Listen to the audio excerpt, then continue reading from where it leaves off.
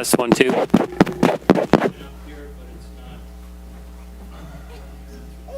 I know. The power amp out in the bottom of the cabinet. Yes. All right, you're aware of the two modes on here, right, Fritz? Yes. It's powered up there.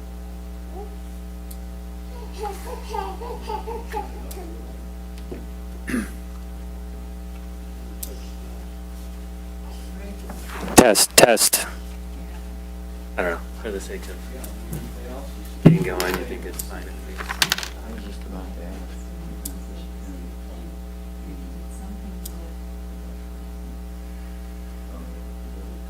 What?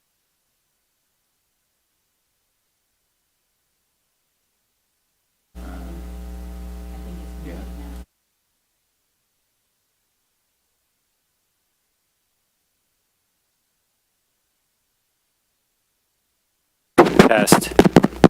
Test 1, 2. All right. Well,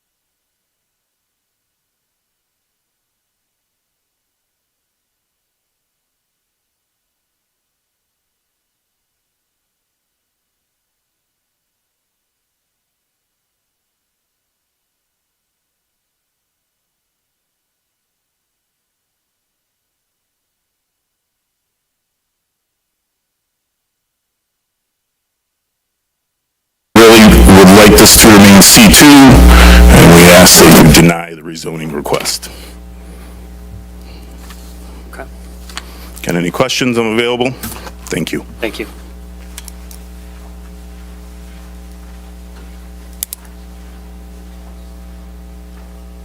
Anyone else that'd like to speak? All right, seeing none, move to close the public hearing at 7:34. Second. Motion by Vincent, second by Kubitz to close the public hearing. All those in favor say aye. Aye. Aye. Any opposed, nay? Motion carries. Public hearing is now closed. All right. Joe, you want to give us an overview of your findings on this request? Sure. So just to kind of understand the overall site, I think the map on page 1 is kind of important. So let's spend a little bit of time on that. I know folks in the crowd can't see it, but it does show what everything is. The one that's colored in red is the one they're requesting to rezone to M1. The homestead, that's the approved site plan to the north, is that RM1 portion. And then there's the C2 on the corner. Of course, there's the Trilogy project to the east. And then to the north, there's more M1, and I know I've seen some conceptual site plans, but I know I've seen some conceptual site plans, but I don't know that we've actually dealt with them at the Planning Commission yet. But moving on, so they are requesting to rezone about 6.5 acres from C2 to M1. This whole thing is all industrial on the future land use map. And that's, of course, something that even goes back before the conditional rezoning that kind of got all this rolling. Regarding the development impact statement, he is correct that a traffic study was done for really the entire corridor back in 2017 or 2018. And that is something that we could get our hands on if the Planning Commission would like to see it. It is correct that this was once zoned M1. We have our list of issues to consider when considering a map amendment. And that's something that we look at every time we look at a rezoning. So just to quickly go through those. The first question we ask is the proposed zoning consistent with the master plan? And this whole area is industrial on the future land use map. Of course, there has been development since then that isn't industrial uses, but nevertheless. What impact would the requested zoning have on public services and utilities and natural features? So the site doesn't have any undisturbed natural features on it. Industrial development, really, it really depends on the user. It can have a pretty comparable range of effects on utilities and public services as commercial development. Some commercial development's very intensive in its demands on utilities. Some is very light, and the same is true of industrial. It really just depends on what the user is. Has the applicant provided evidence that the property cannot be developed or used as zoned? Not as such. Is the proposed zoning district and potential land uses compatible with surrounding uses? So the zoning's shifted around on the surrounding sites over the years as the conditional rezoning's been modified. The M1 property to the east is developed with senior housing. Housing is also under development to the north. Industrial development's present to the south across 33 Mile. There's kind of a chimney-like spit of land that juts northward that also abuts some land that has M1 zoning. That's to the north of Trilogy. And you can see that on the first page of the letter. Next question is, will the proposed zoning place a burden on nearby thoroughfares? And if so, how would this burden compare with the existing zoning district? Industrial development generally generates peak traffic at the time of shift changes. Commercial development tends to have more spread out demand, with peaks depending on specific uses. For instance, if there was a coffee shop, you might have a very big spike in the morning and very little activity for the rest of the day. A retail store might have a trickle and a small spike at 5:30.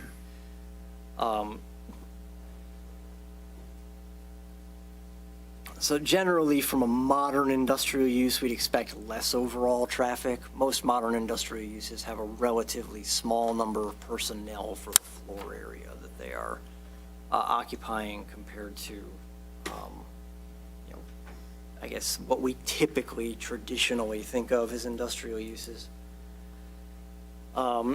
Is there other land currently available for this use? Well, there is other M1 property all through this corridor.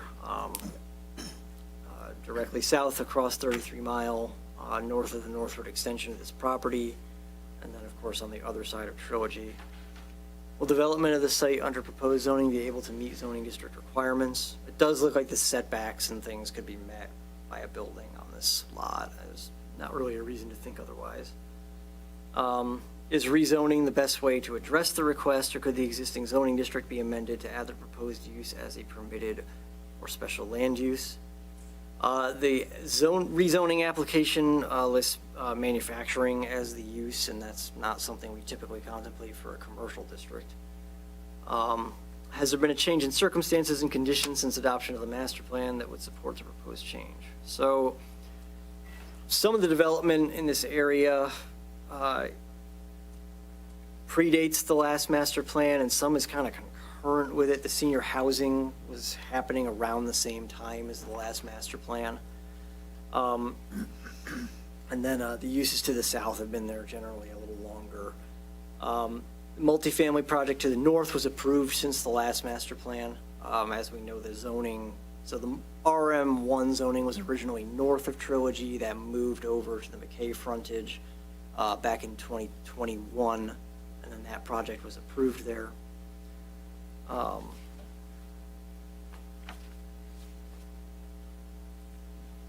A little bit of the senior project was finished out since the last master plan as well. And then finally, the last question is, would the request result in the creation of an unplanned spot zone? So spot zoning is the process of singling out an area, a small parcel of land for a use classification totally different from that of the surrounding area for the benefit of a single property owner and to the detriment of others.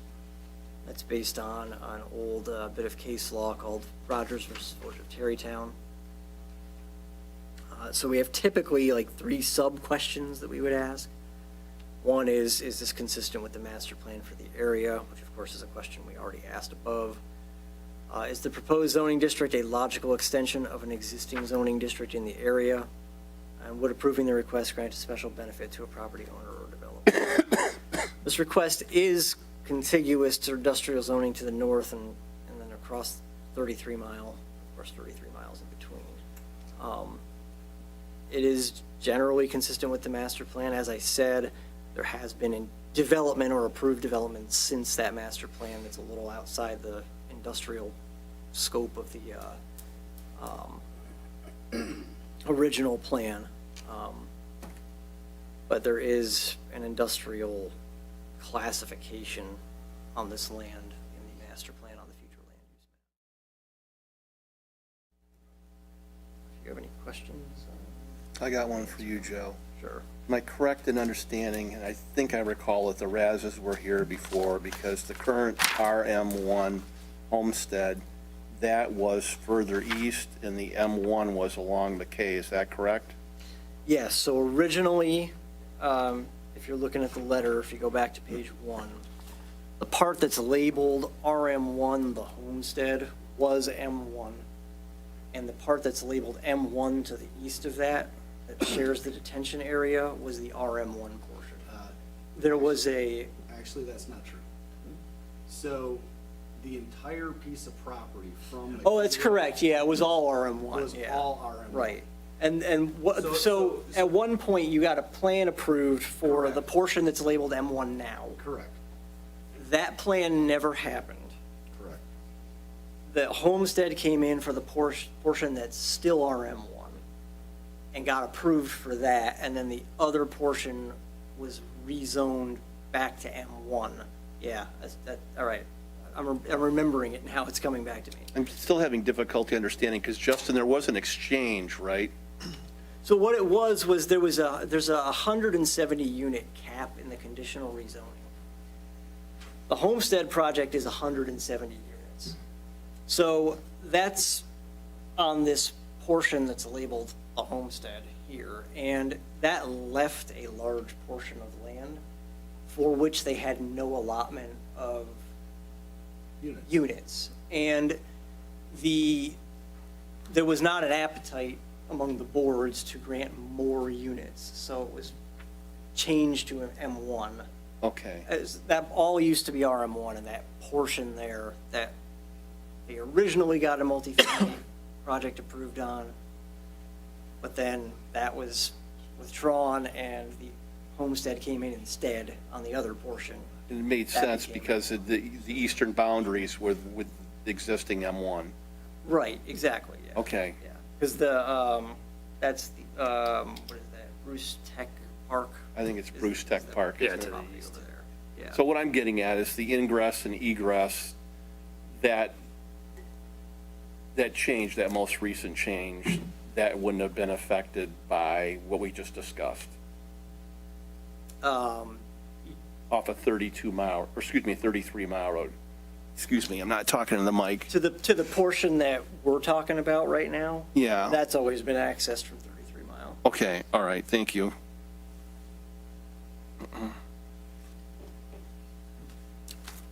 Which portion are you talking about? What I'm talking about is the entranceway off of 33 Mile Road, where it's on the Exhibit B drawing. Shows the entranceway, it's split along the lot line between parcels. Oh, yeah, so there's an access road that leads four. you up to the homestead. Right, between parcels 4 and 5. So Okay. we were just discussing that the most recent RAS change to have that eastern boundary property that was rezoned at M1, correct? Yeah, so if you're talking about access, Rick, the portion of M1 property north of the senior housing community will access via the road through the senior housing campus. Yeah, Orchard Okay. Lane, Yeah, Orchard Crossing Lane. Orchard Crossing. I have a historical question before my involvement, and I think before the majority of our involvement with this planning commission. I've heard rumors that at one point, this northeast quadrant, this was all M1. The whole thing, all of this was. The entire corner, all the way to the courthouse was M1. Okay, how far north did it go? To the Falker property? Yeah, yep. Was it any of it on the west side of McKay as well, or just, okay. So for my further benefit, what's now Cloverfield, there's at the northwest quadrant, because that's R1C, correct? It is now by consent judgment, but I think it was not quite as dense prior to I that. want to say it was R1A. Yeah, I think you're right. And they were added to the sewer and water district to kind of help out with some of the debt issues on sewer. And then the developer came in after that and asked for a more dense zoning. He was turned down, and then they went ahead and got a consent judgment for it. Am I correct in stating that, just for the record, that the RM1 for the apartments, the 170 apartments, that fell into a similar category? No, Well, I thought that was used for those sewer taps to help pay down the, no, like I stated in my opening remarks, the conditional zoning agreement that we have encompassed the whole 98 acres that you're seeing outlined in red here. And like Joe said, we had a condition of no more than 170 units. We could put it on 31 acres, 52 acres, 64 acres, 80 acres, for whatever configuration we wanted to do. okay? Okay? And that's really how the homestead ending up where it is now. Like Joe said, you know, they were able to purchase the acreage from us, fit their project into that acreage, And then we had a remainder portion of land that we owned that we rezoned back to M1. We reverted that zoning back to what it was originally when we bought this piece of property in 2000. So am I correct in stating that the RM1 agreement, that was basically to get some development going on in that quadrant that was, You gotta look at, was it a whole lot of interest? it was in 2008. And it was all zone manufacturing. And back in 2008, you could buy a manufacturing building for about 30 cents on a dollar. Okay. So there was no development prospect for us there. Then we didn't have the access off of 33. No, you had just lost it actually 2 years or 3 years earlier, when they brought the second 2 lanes of the bypass through. They overpassed us. And then you touched on the Henry Ford, that was going to be located, With all 3 of the big health organizations in the area. We worked with McLaren, we worked with Henry Ford, and we worked with Beaumont. And we actually courted Henry Ford the hardest for the longest period of time. They were gonna take originally they were thinking about taking the entire parcel. But they ended up, I think the last time we talked to them, they were thinking about 30 acres in 2017. And, you know, with regime changes and budgets and the change in healthcare and et cetera, they just pulled their horns back. And really, the biggest thing that euchred us with them is the state of Michigan came out with a use map, and this particular area was not in it. This zip code was not in the area that they were gonna let more hospital beds. weren't you too close to existing healthcare facilities? No, as a matter of fact, Barb Rossman from Henry Ford Macomb was ecstatic to be here. She wanted to be here in the worst way, but corporate said no. Okay. I thought it was a government deal, but it was a corporate deal. Well, yeah, it was that, and like I just said, you know, I don't know if you guys heard about it or not, but the state of Michigan let like 117 hospital beds out in the Oxford area. Again, probably 2016, 2017, and I think that each of the health centers or health groups, Beaumont, McLaren, and Henry Ford, all jumped on purchase agreements in that district that they were allowing those beds. And I think Beaumont won those beds. Problem was that their property didn't pass muster with the planning commission, so it never got built. Okay.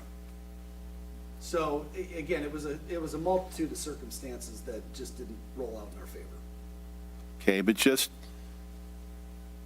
again, to refresh my memory, this quadrant at one point was all M1. Yeah, this quadrant's actually been zoned manufacturing M1 since 1974, Rick. And it's been both sides of 33 Mile Road from McKay to Powell, Okay. okay? And you know, again, with our piece being on the corner of McKay and 33 Mile, a lot of our discussions with the planning commission and the board has been the fact that it's a transitional piece. Just like you pointed out, across McKay Road from us, where Cloverfield is, was a residential zoning. If you go north to the Falker Farm, it's a residential zoning. When you go across from the Falker Farm, it's a residential zoning, right? So again, us being a corner parcel, it is a nice transition to have multi-uses there, from manufacturing to commercial to RM, and then to larger parcels like you have.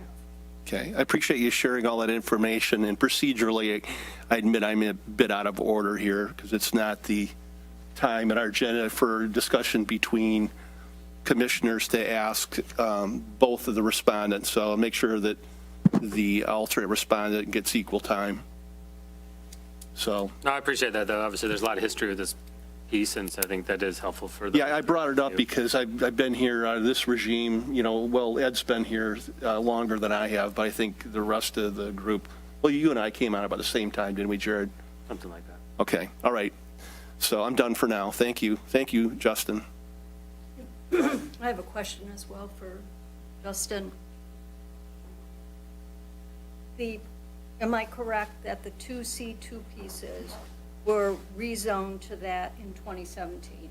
Yes, so the two pieces shown on your map right now were rezoned from M1 to C2. The two parcels on the map show about 11 acres. Originally, that property in C2 zoning extended north and lined up with Trilogy's northern boundary line and was just over 21 acres. And when we came in to reorganize this in 2021 to the configuration you're seeing today, part of the idea to reduce RM1 and to reduce C2 and gain some more M1 was really what the township was looking for. So we actually reduced from 21 acres of C2 down to the 11 that we have left. What was the rationale for doing any C2 there? Well, in all actuality, we've mentioned the hospital systems, and having to start with around 300 employees, a medical center, an ambulatory care facility, that's what they were planning to do. You were gonna need some retail places. You were going to need strip plazas and shopping and things like that, for convenience needs of the people working there and the people, you know, maybe visiting family and different things like that. And then, am I correct that the sale of the now reconfigured RM1 property to the current owner took place after that? It actually took place because of that. So the reconfiguration was done prior to us selling to Aragona Properties. Correct. So the C2 was just like it's. It was reduced just like it is now, yes. Thank you.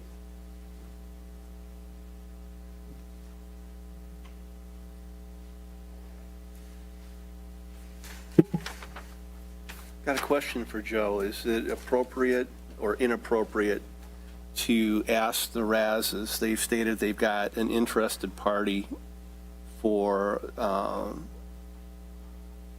construction as M1 on this parcel, or is that out of order? Well, you can certainly ask them, but they are within their rights to abide by whatever agreement they have with that party as far as disclosing the name. Okay, well, I'm not really as much concerned with the name as the Type of type of use it would be. Is that? Yeah, so to begin with, you know, our office and warehouse is there right now. The client that we have is looking to do similar uses, I'll say, to what they've done on Cordy Drive with some flex industrial. So you're gonna have businesses that need small office and some warehousing. You know, at this point in time, I believe we're gonna stay there, small office and warehousing. I'm not, first of all, you know, you guys have a pretty stringent ordinance when it comes to additional setbacks and screening when you abut residential properties with manufacturing. We're all gonna have to abide by that. You know, and when it comes down to it, I think that, you know, with those additional setbacks and the fact that, you know, you don't really allow outdoor storage, I'll call it, you know, product use or whatever, I don't think there's gonna be a lot of room for that on this parcel. So I think it's gonna be a very light impact when it comes to what we could consider manufacturing or uses. I would think you're gonna get, you know, a couple of really nice buildings out of it for tax base. Okay, thank you for sharing. Joe, I've got another question for you. We came across permitted use within M1, and I had it here, and then I scrolled past it. Bear with me for a moment. Single-family site condominiums is a permitted use within M1. The reason I'm drawing attention to that is that I think most people in this room know that we do not have excess sewer taps. So, and given a choice, we would want to use those taps for either commercial, manufacturing, and industrial, and not use them for any form of residential. So in order to avoid that, and since the RAS application, if they got a recommendation from the Planning Commission to the board to approve, I mean, if that stayed as is, there'd be nothing stopping them from doing a single-family site condominium development on that M1. Is that correct?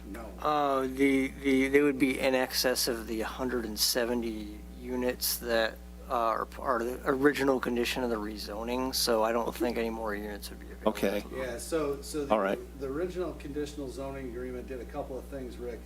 It limited us to 170 units of residential multiple, That covers the whole parent parcel. regardless of zoning, regardless of what your ordinance says, that's Okay. it. We did come in prior to selling to Aragona for the homestead and kind of tested the waters to see if we could get another volume of units, and that did not go over well. Okay. Beyond that, when you talk about sewer capacity, we're well aware of what's going on with the sewer conditions here. And when it comes down to it, if you read our conditional zoning agreement and look at the 2012 amendment, we were allotted in our original conditional zoning agreement a certain amount of gallons per day based on the acreage that we had. And in 2012, because we were recording some of those larger, healthcare facilities, we came in and amended it to clarify volume and how it was going to be allocated. When the sewer district was built out there, A, they didn't buy enough sewer. B, they had no real means of understanding what the use needs for sewer actually were. So they allocated sewer by volume based on acreage instead of use group. And when we got into different use groups on our piece of property, other than just RM and M, we realized that we needed clarification in our agreement in order to be able to provide our clientele with the amount of sewer that they needed. So the sewer that we have allocated for our property, we have divvied up in, appropriately based on the use needs of the people we've sold to. And we have enough left in our allocation to do M1 on this. In the Village of Romeo's in agreement with that? Last time we talked to them, they were. Okay, thank you. That's all I've got for right now, until I think of something else.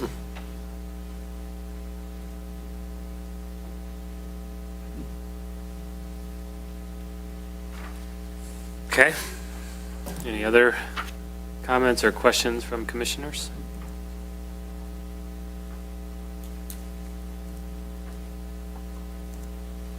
Or for Joe?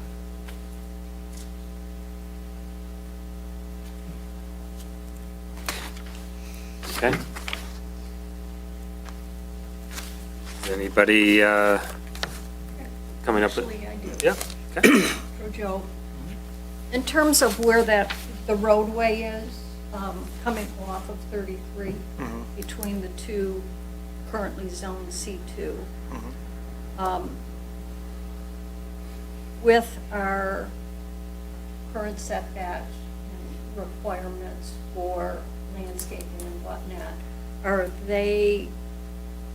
what are they gonna do to that side of the property? In other words, would somebody be driving up that road with a big blank warehouse wall? Well, they're gonna have to do some buffering over there, along that access road. Over and above what's required in the ordinance? Well, I mean, they'd have to do what's required in the ordinance. There'd be frontage trees. On, what I'm trying to get at is on the north-south road. Right. And I'm not talking about 33 miles. Right, but if they're doing new development there, they're gonna have to treat that as a road. Okay. Yeah. I mean, it's got a different situation in terms of where the property lines and things are, as opposed to, 33 where it's at the edge of the right-of-way. There's no right-of-way on the private road. But, yeah, they'll still have to put in their street trees and landscaping and things. There'd be increased buffering requirements between, if they get the recommendation approved, between the existing C2 corner parcel and the rezoned M1, because it's a change in districts, correct? Yeah, there will be a buffer requirement. I think it's 50 feet instead of 35. Here's one other note too, guys. Our building will have access to that new Homestead Road that's going in, okay? And yes, the land that we're selling off also touches it, but the individuals we're selling a portion of that land to plan to come in off of 33 Mile Road for their own driveway. So there's a very good possibility that the majority of the traffic going to this new manufacturing M1 property isn't gonna be driving down the Homestead Drive at all. It's gonna be coming in between Trilogies Road, Orchard Crossing Lane, and Homestead Drive. So your interested party is just interested in a portion. They're not gonna buy the whole 6.5 acres. We're gonna retain a portion of it. Realistically, how many tenants do you think that would be I have no idea, Rick. I mean, high, low, Justin? Or it's just, here's the thing, they're gonna be limited by sewer capacity. I think we can only give them 3,500 gallons or 3,600 gallons a day. So if you back into it, using the 0.5 per 1,000 square feet, 18,000, 24,000 square feet, somewhere in that range of space, total building space. for the whole 6 acres? Is that correct? 6 huge, Rick. to 10 tenants, maybe, something like that. Yeah. You take the setbacks, you take the sewer volume that we have, you're not looking at 100,000 No, square feet. you're not even looking at, You're not I looking don't, at anything like that. I don't think you're even looking at 30 or 40,000 square feet of building. Then you got parking restrictions too, Yep. okay? Screening, everything. And I think the business model for a lot of people that are doing flex industrial is smaller tenant units anyway.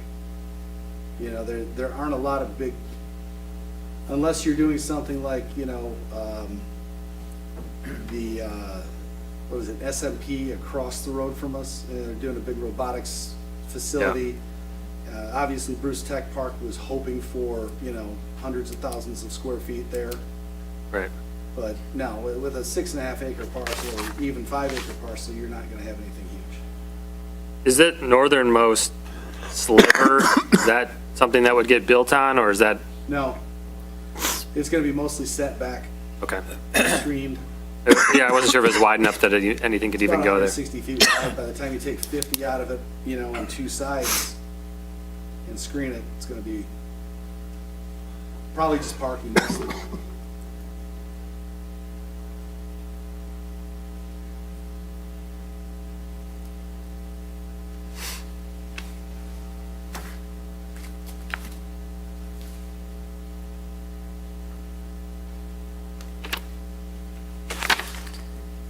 All right, thank you, Anne Marie. Any other comments or questions?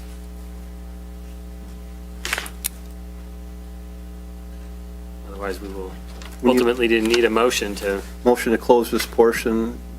well, we already closed the public hearing, so really it's just a motion to either approve or deny a recommendation to the board. Okay, because basically we just kind of led into discussion between commissioners, correct? Yeah, yeah, we closed the public hearing. Joe gave us his overview, so it's to us, and we need to move forward with the motion. Well, we can also have further discussion between us, correct? Yeah, we can, if there's continued conversation, let's Yeah, talk through that. first off, I have a question for the other gentleman. Do you have anything further you'd like to add? So we've been addressing all of our questions to Justin. Public hearing's Yeah, closed. Rick, we can't. Well, can't do that? Oh, I'm sorry, I'm out of order. Okay. I guess I would just ask Justin, given the comments that we heard, anything that you would add to alleviate concerns about what's being proposed here?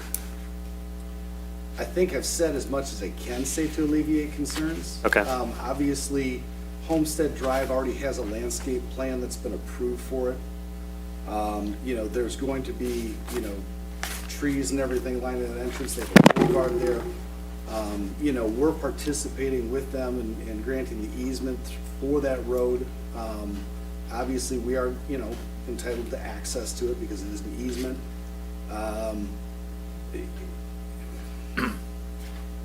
You know, here's the big thing. It was,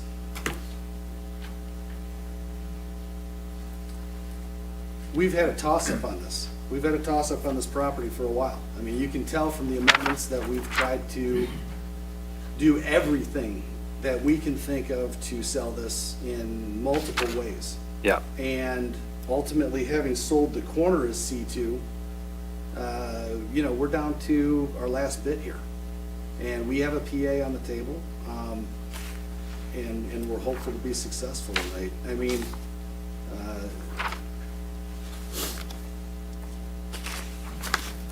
there's not Okay. a whole lot more I can say to alleviate it.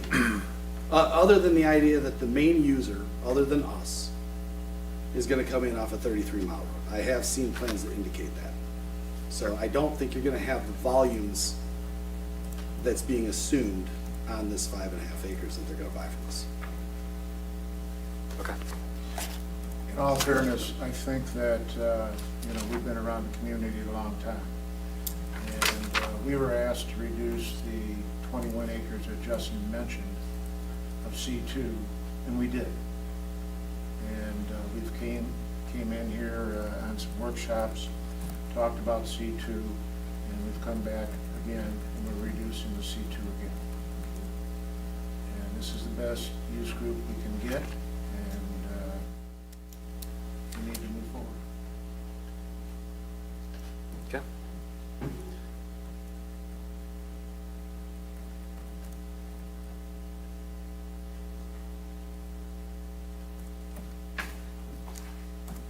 I have a comment here. Sure.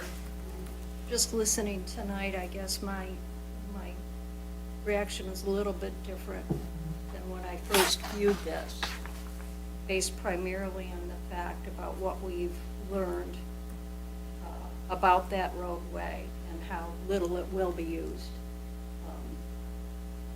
In addition, that our current ordinances are going to require quite a buffer for those people who are traveling off of 33 to get to the homes.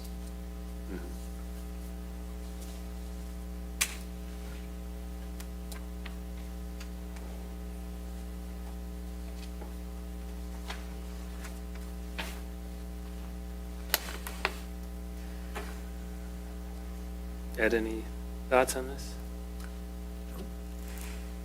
Present time. Okay. Yeah, and conceptually, I don't have a problem with wanting to revert back, but I have no strong opinion. Okay. I'm just looking at the response from the other party here, and it says, sharing the access route with industrial traffic, which is known to generate higher levels of wear and tear, noise, dust, and debris than commercial traffic, would significantly diminish the quality of life of our residents as well as the value of our property. I recognize that, and, you know, any existing property owner in our community, I mean, you know, I think it's human nature to take and, you know, protect our turf, protect our investment. I recognize their interests, but I just don't see any objective evidence that substantiates that claim to it be significantly different one way or the other. You know, it'd be nice to have commercial there. I mean, if it were commercial that really benefited the, you know, surrounding residents, but, you know, it appears like there's no current interest for more C2, and so anyway, Without objection, and I'm also receptive to anybody modifying my motion, but I would like to submit a motion to approve Strategic Business Partners LLC rezoning of parcel 14012530032 from C2 to M1. Recommend to the board. I'm sorry? Recommend to the board. Yes, yeah, as a recommendation to the Board of Trustees. I'll second it. Motion by Hagelstein, seconded by Cant. Are there any comments or questions from commissioners before we vote? I don't know that there's anything conditional to put on this. I mean, I think just to note I know the current plans don't indicate there'd be any usage off that road from this potential buyer. That could change, right? I mean, My big concern coming in was the additional residential sewer taps, which the RASs have already addressed, is covered in a prior consent agreement, so. Right. Can I make one additional comment, if you don't mind? the public hearing's already closed, so unfortunately not at this time. But I would mention that this is a recommendation from the Planning Commission to the board, so you'll have another opportunity at that time when they take it under consideration. It was a little iffy when that public hearing opened and closed. You even mentioned that we would have an opportunity to speak again and address, but that seems to have been forgotten. I mean, I think that was clear when we opened the public hearing to talk about this topic. That was the opportunity to come and voice any concerns, and the one gentleman did, so. Yeah, I requested it, but apparently we've heard from our current chairperson and former chairperson that I was procedurally incorrect, so I apologize for that. But again, you will have an opportunity before the Board of Trustees, so please consider bringing your concerns to that forum, and thank you. All right, we have a motion on the table by Rick. There's no other questions. Dana, would you call the roll?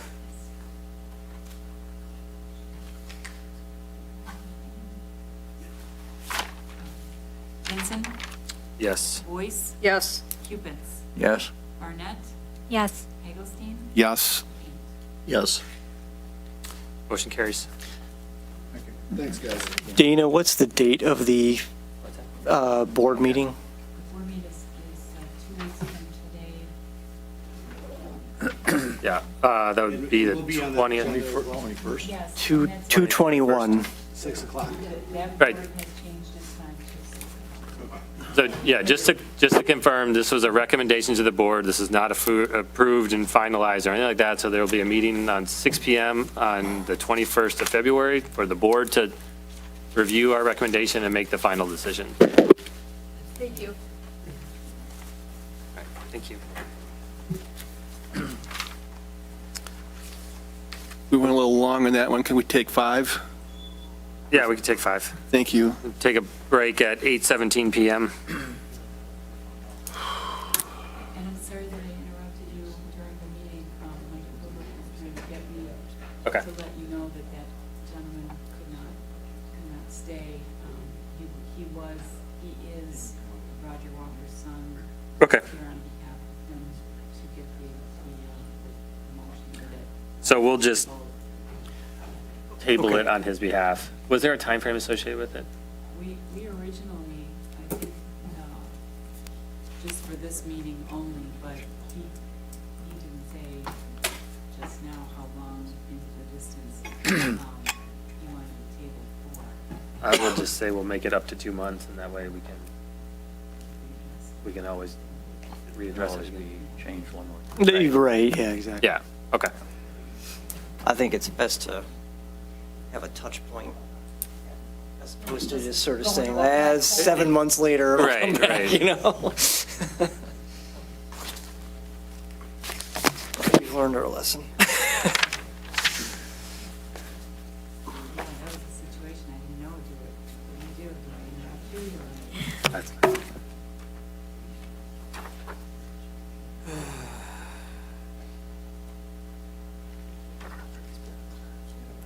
property's been modified.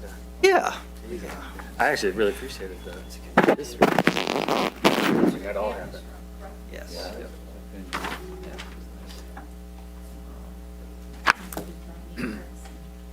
Brought you hard? Been too warm to go skiing or sledding or anything, you There know? was nothing. It's been really a weird winter. We tried to go skiing on Sunday at Mount Holly. And in the morning it was okay, but it was super icy because it was all generated snow and all crunched down by the groomer. And you know, by noon it was turning into slush. Like, yeah, I It's bet. like, we just gotta go. I know they have the dealie in the truck here. You know, Oh, that. sure, yeah. That's fine. Saturday. It's this Saturday. It's Oh, It's that's supposed gonna to be be- like 54 degrees. I know, and it doesn't Um, start, I thought, oh, boy, that's Are so you bad. aware And then of I said, any well, maybe it's in planning the morning. commission It's not.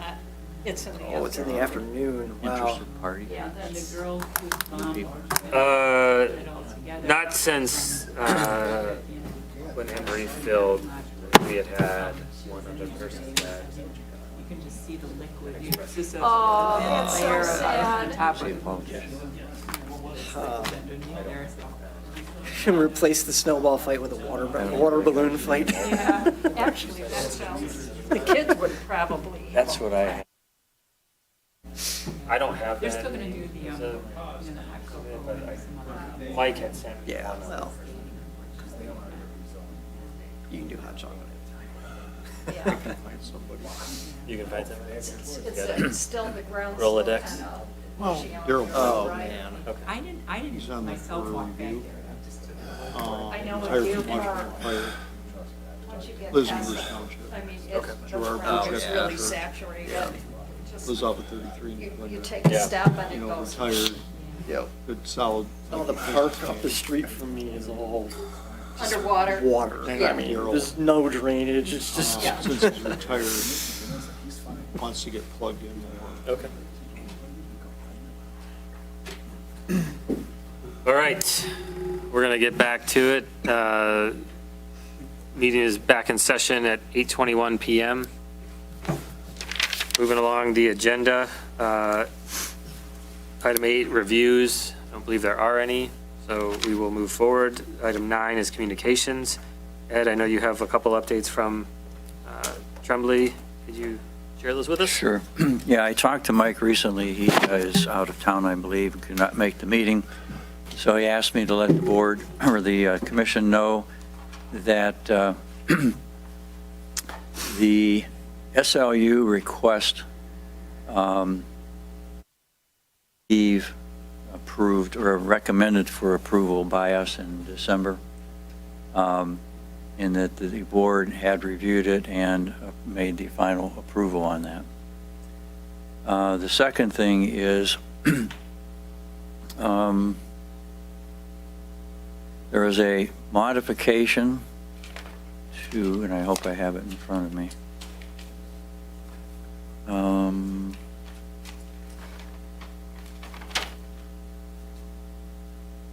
Ordinance 161, 06-23.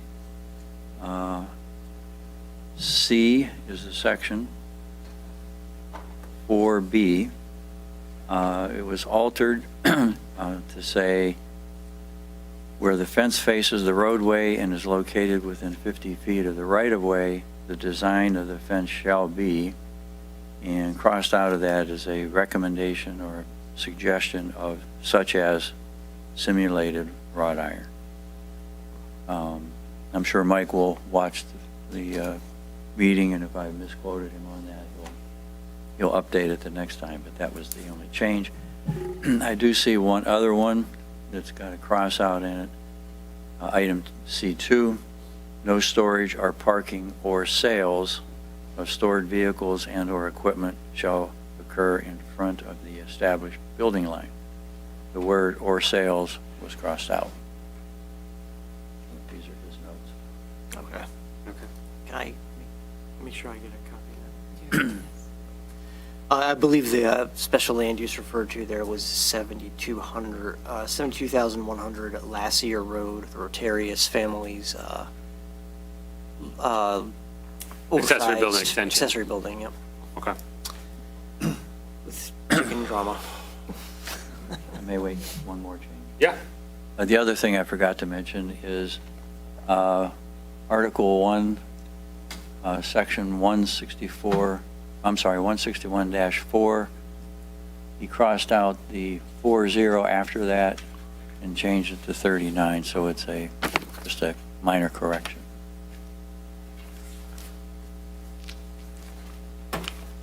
All right, thank you. Thank you, Ed. There's no other communications. Move on to item 10, unfinished business. Item A is the Walker parcel Van Dyke rezoning request. So we met in December. There was some back and forth conversations between the applicant and some of the residents of the Elkhorn Estates subdivision. And there was some work being done to try to come up with a set of conditions that would put the residents of the subdivision at ease, given the development that was being proposed there. I know we discussed putting together a subcommittee to meet and help the parties kind of all collectively work through that. Did that ever take Never place? came to fruition. Dana, you want to elaborate? As that was going to be happening, the applicant, because of the pushback from that neighborhood, decided to put the brakes on. I think was wavering kind of about, even pursuing it at all. Okay. But then decided to just have a table for now and, more discussion short of the committee forming, so. Okay. The committee did not form. Am I correct in understanding, I think I heard previously that the Walkers were requesting a table as long as 6 months out? Well, that was discussed, it would be a lengthy tabling. Yeah, so one of the representatives of the Walker family is here this evening, had to leave prior to this, so they've asked that we table this, and we will, I don't know, Joe, do we have to vote to continue? this table? Yes, it is an item on your agenda, so you should have a vote to A motion postpone any to decision on that. Just Continue the table? Since they're not here, should we just table it for a month? Yeah, I would recommend we table for a month or two at most, so that this isn't an open-ended Yeah. item, so Yeah. I would be open to either a month or two max. 60 days? Yeah, Yeah, I think, it's reasonable. You got any more to add? I have nothing more to add. I'd like to submit a motion to table the existing Walker request for 60 days. Can I just make a slight, do we want to say a continuation to table, since it's already tabled? Correct, you're correct. A condition, I'm on medication, I apologize. And a continuation of the existing table for an additional 60 days. Thank you. Is there a second? I'll second. I want to say to the April Yeah. Planning Commission meeting. Yeah. Yeah. Yeah, I would say April meeting rather than 60 days, because it might fall before the April meeting. I'm sorry, clarify, please? Table to the date of the April meeting, Yeah. which would be Recommend a continuation to table Up until. up until the yes, April April, 3rd. Yep. the Instead of April 60 Planning Commission days. meeting. I'll agree with your revisions to my motion, thank you. You seconded it, are you Yes. in agreement? Okay. I do have a question. Okay. As I understand it, to be clear, if he is ready next month, he can come in. Yes. That's correct. It'd be no yes. later than Okay, the April. just for clarification. Okay, thank you for clarifying. Motion by Hagelstein, seconded by Barnett. Is this all in favor or roll call? You could do this by acclamation, I think. Okay, Yeah. all in favor, say aye. Aye. Any opposed, nay? Motion carries. Item B, reviewing the industrial district changes that we've been talking about over the last several meetings. Right, so the use tables have been kind of refined to reflect the discussion we had last time. The rural suburban permitted and special land uses includes the single-family home subdivisions that Rick brought up at the last item. That was actually recommended to be removed, so that's something that won't be there anymore going forward. We can go back to that if we want to, but I do want to kind of skip to page 6 of the memo and jump right to those district regulations. Yep. Will you take comments Yes. later? Yep. Okay, thank you. But I want to kind of get right to the new content, and then we can go back and look at other stuff. So under the district regulations, you can see the current standards for the IRO, PI, and M1 districts. There's no proposed change to the M1 standards. Those other two districts being collapsed into one as the IRO district are going to need new standards. A lot of it is the same right now, but I've tried to consolidate them in the table below by kind of picking numbers from one and the other and putting together a set of district standards that I think tries to represent the spirit of where we're trying to go with this. Again, they're very similar already. But we wind up with 30,000 square foot minimum lot size and 100 square foot minimum lot width. The PI district has a sort of peculiar 20 acre, 2 acre bifurcated standard where they're trying to get someone to get 20 acres and then split it up into no less than 2 acre parcels. I think that that hasn't happened in all the time that's been in the ordinance, and I don't know, I'm a little leery of that requirement just from a legal standpoint. It's kind of, I don't know, it seems to be kind of trying to force an industrial park, and I'm just not sure we can do that. Also, the 2 acre minimum size, that anticipates very large users. And, you know, as we've seen, demand from large users is not a given. So I think that 30,000 square foot lot size, you know, might be a little more in line with the kind of demand for industrial land that we're seeing right now. Because that's very similar to what we're seeing on Corey Drive and these other small industrial parks that we're getting.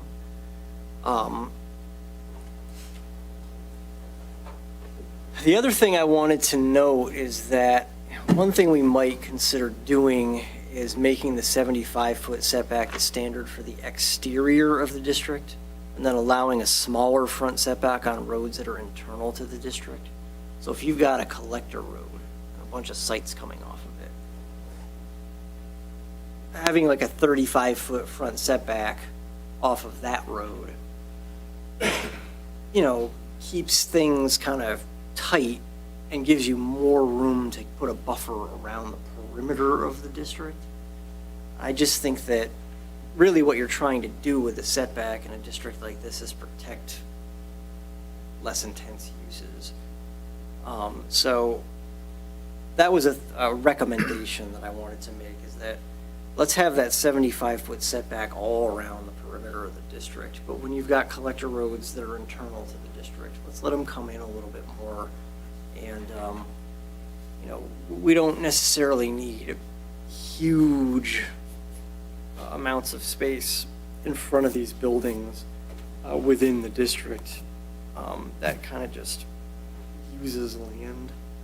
And So for example, if I'm understanding, we would say like, take Beaver Creek Drive or Cordy Drive as an example, like right. the perimeter of that overall development would be 75 Right. setbacks, but within that road, it'd be 35 Yeah. setbacks coming off of the, either the of those road. drives. Right.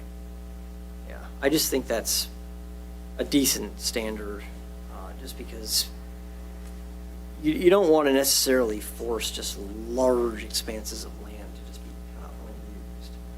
unused.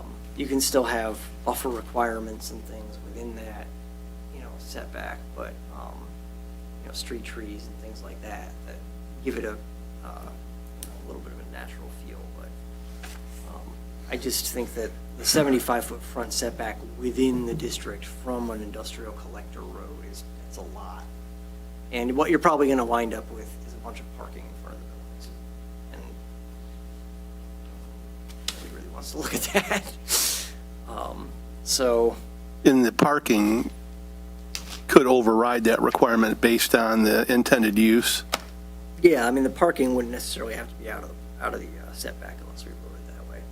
But I mean, if the parking necessitated that there were not enough spaces based on the reduced setback requirement, then the setback requirement by default would have to be increased, is that correct? Well, you'd have to provide enough land enough Okay. space on the property to meet the parking requirement. My ongoing concern, Joe, is, I mean, we're in Macomb County, we're one of the remaining three townships that are, Bruce Township is a remaining jewel.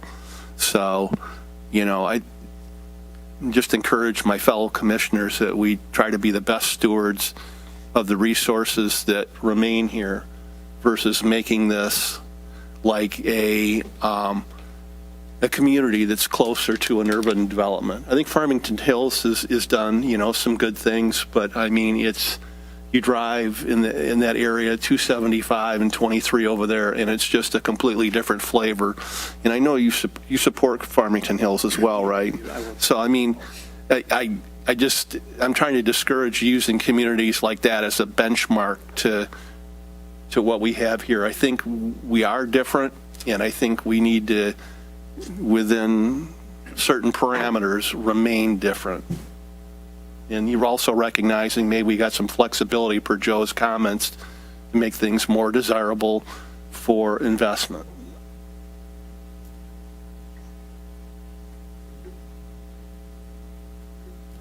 So reading between all that, are you supportive of the Well, I change think in setbacks? Or? Yeah, I kind of left that open-ended. I think Joe has alleviated some of my concerns, regarding the parking, would be something that could modify, and but I just was using liberal opportunity to kind of interject my philosophy on.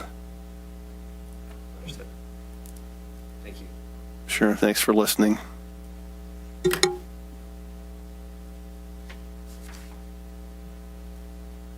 Any other thoughts on those standards, regulations? Like I said, it's pretty similar to what we already have. What was your rationale on the minimum lot size, 100 feet versus the 150 that's current? Mostly comes down to if you're at that minimum,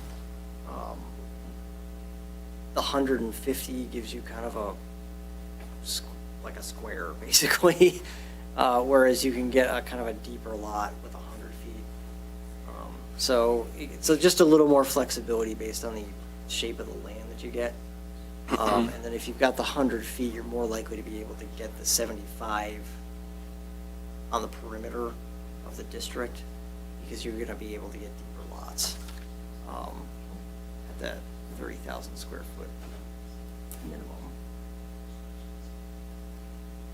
In terms of the residential setback that you have there, I see it's 75 feet, which is consistent with what we have now.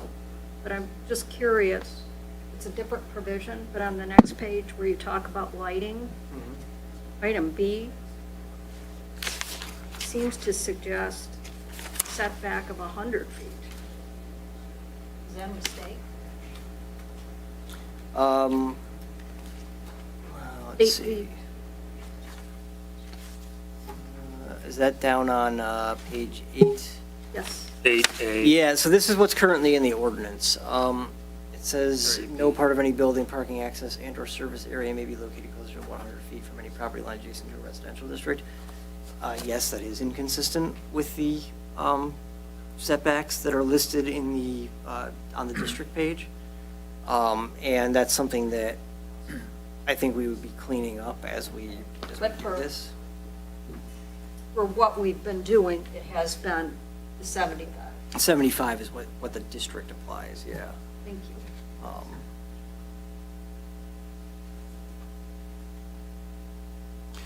I think on some of that, Joe, I think we have a minimum lot width of 100. Bunch of the setbacks are 75. I mean, you could end up with like a really teeny tiny building in the center of that. I mean, is that,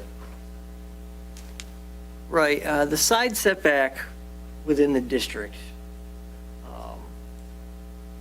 Oh, I see what happened. So where it says side setback, that's supposed to be 25 feet, total of 100, and the rear setback is supposed to be 75 feet.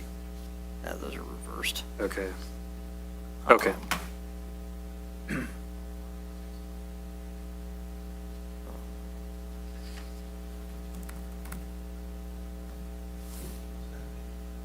not sure I understood it.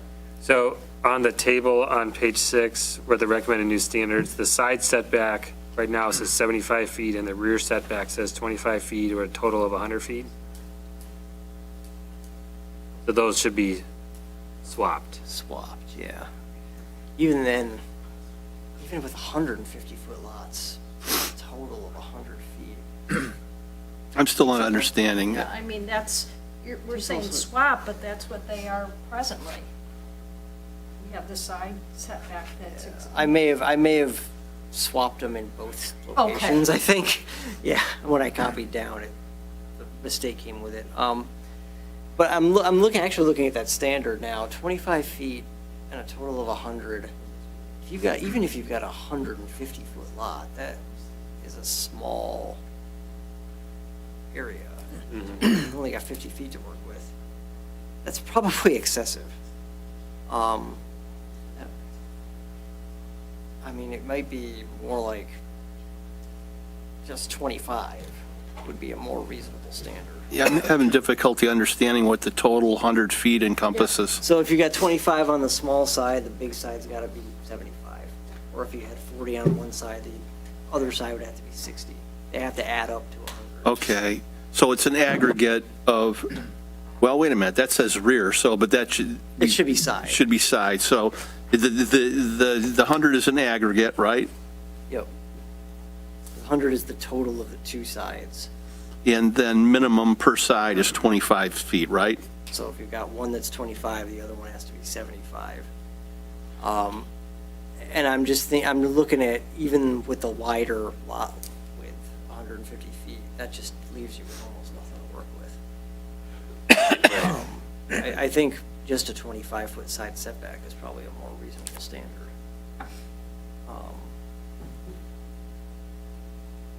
On each side? Yeah. Okay. Exactly.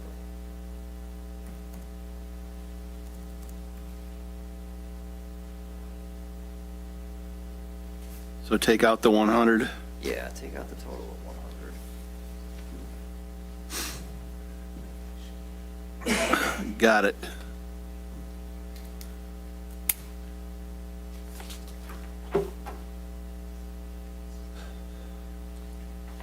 Joe, look, and I know you had some comments as well. I want to make sure we get those addressed. Of all these other items that you've highlighted here, these ones we would need to go through and talk through if there's changes needed. I mean, what is the, Yeah, exactly. I just want, I kind of highlighted what I see some issues, and most of them kind of point to the way forward, but there are some where I think I want you to give me a little bit of policy guidance, I guess. So moving into those supplemental district standards, we'll look at IRO and PI first. Of course, they're separate now and need to be combined because it's going to be one district. So the IRO district right now requires a 75-foot front setback, and then just at the front yard be landscaped, and the parking is not allowed in the required setback. So you've got the first 75 feet of the lot, you just basically cannot use it. You can't put a building there, you can't put a parking there. You have to have a pretty large lot to do anything. And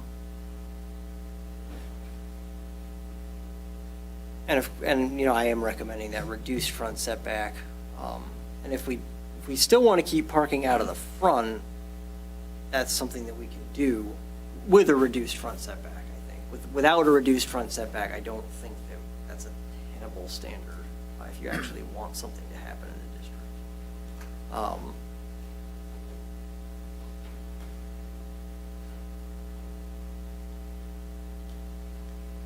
On the second item there,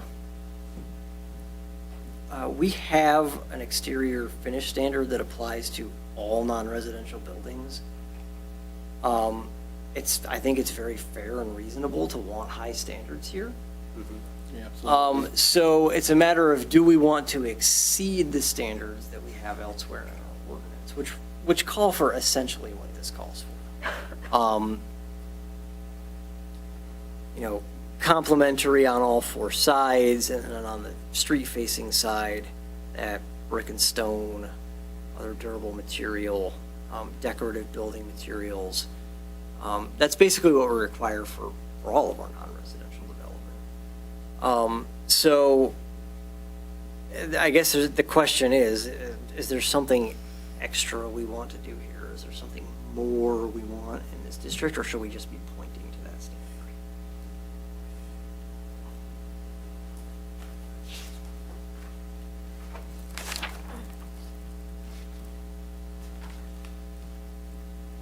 I haven't heard any negative feedback of what, Yeah, regarding what we've been doing.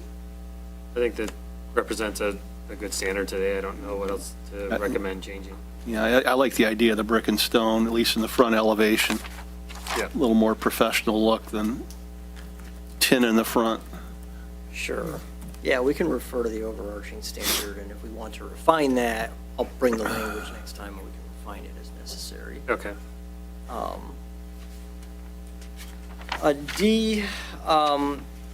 D prevents exterior loading.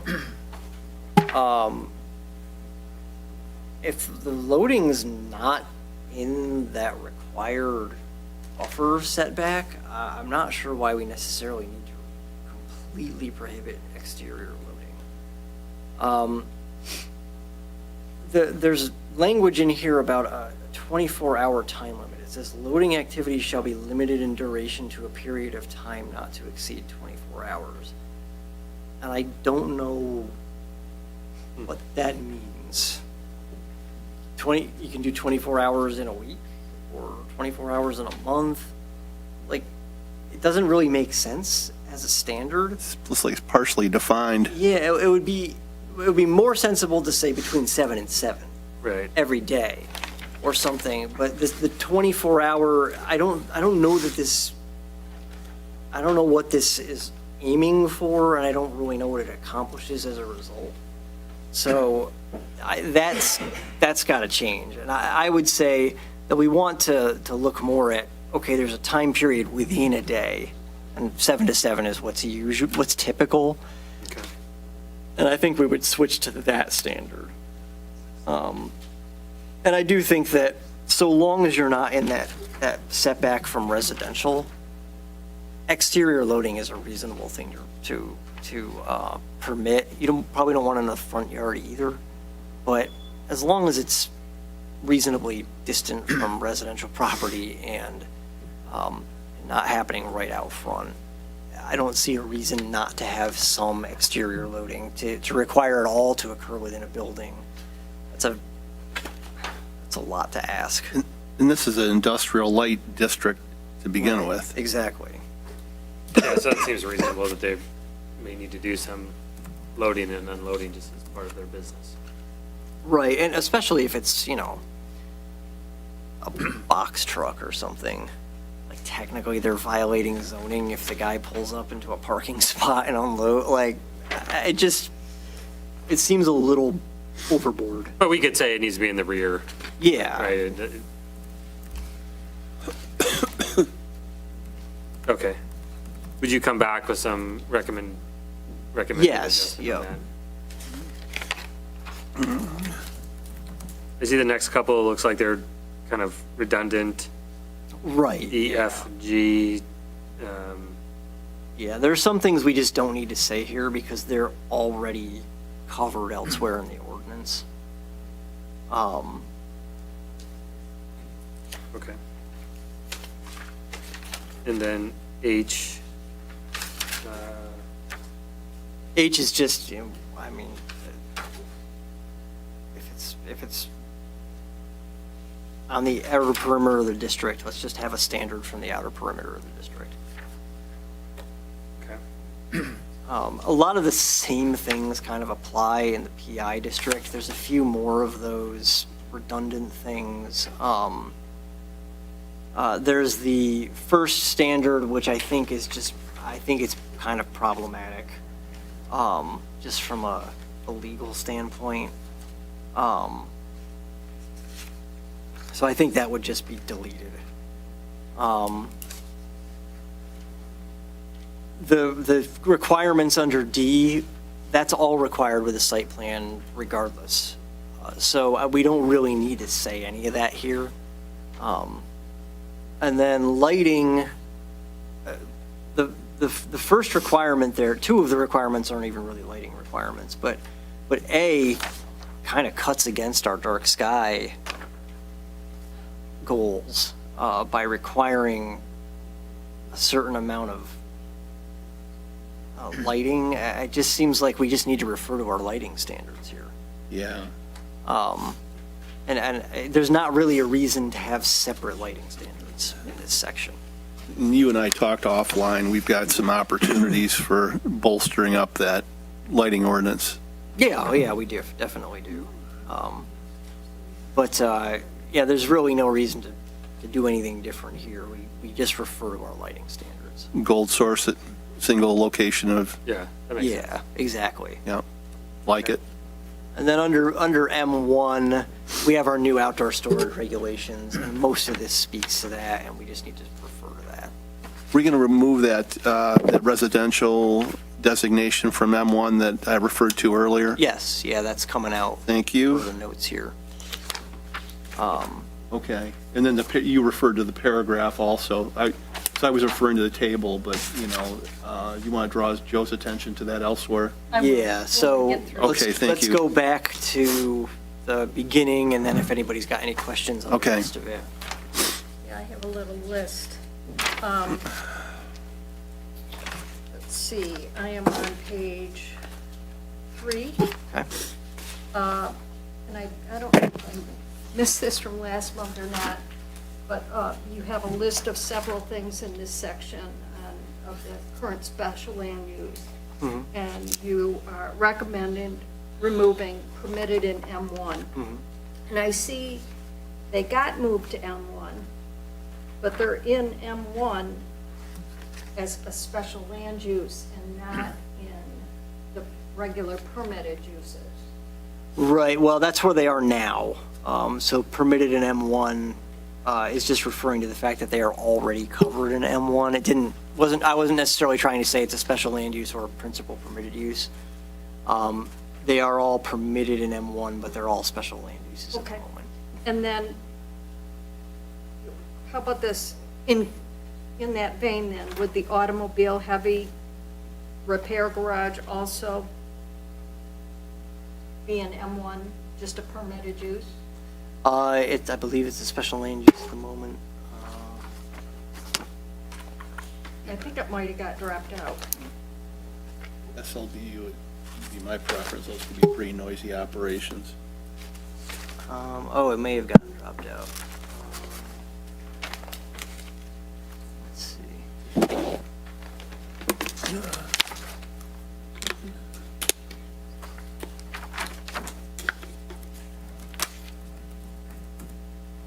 Want it as an SRU and M1. I'm sorry?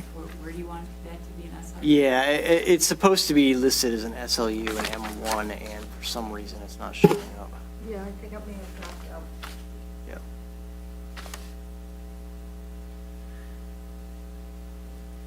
All right, yes, I can add it back in. Okay, good. Let's see.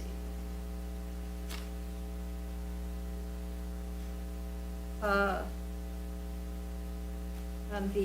I'm on M1, in the proposed new terminology for special land use.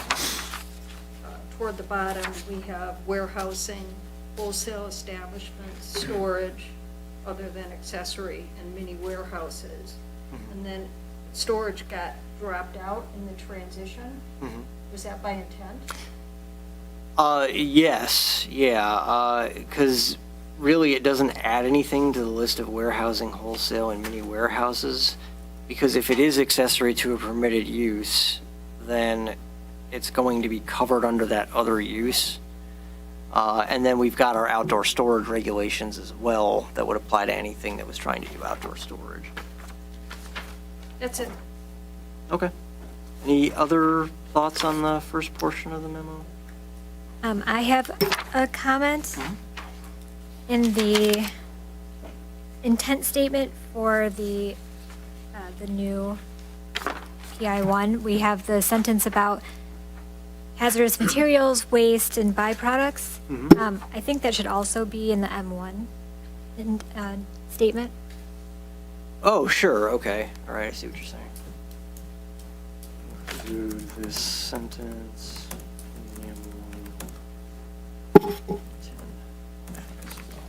Yeah, that makes sense.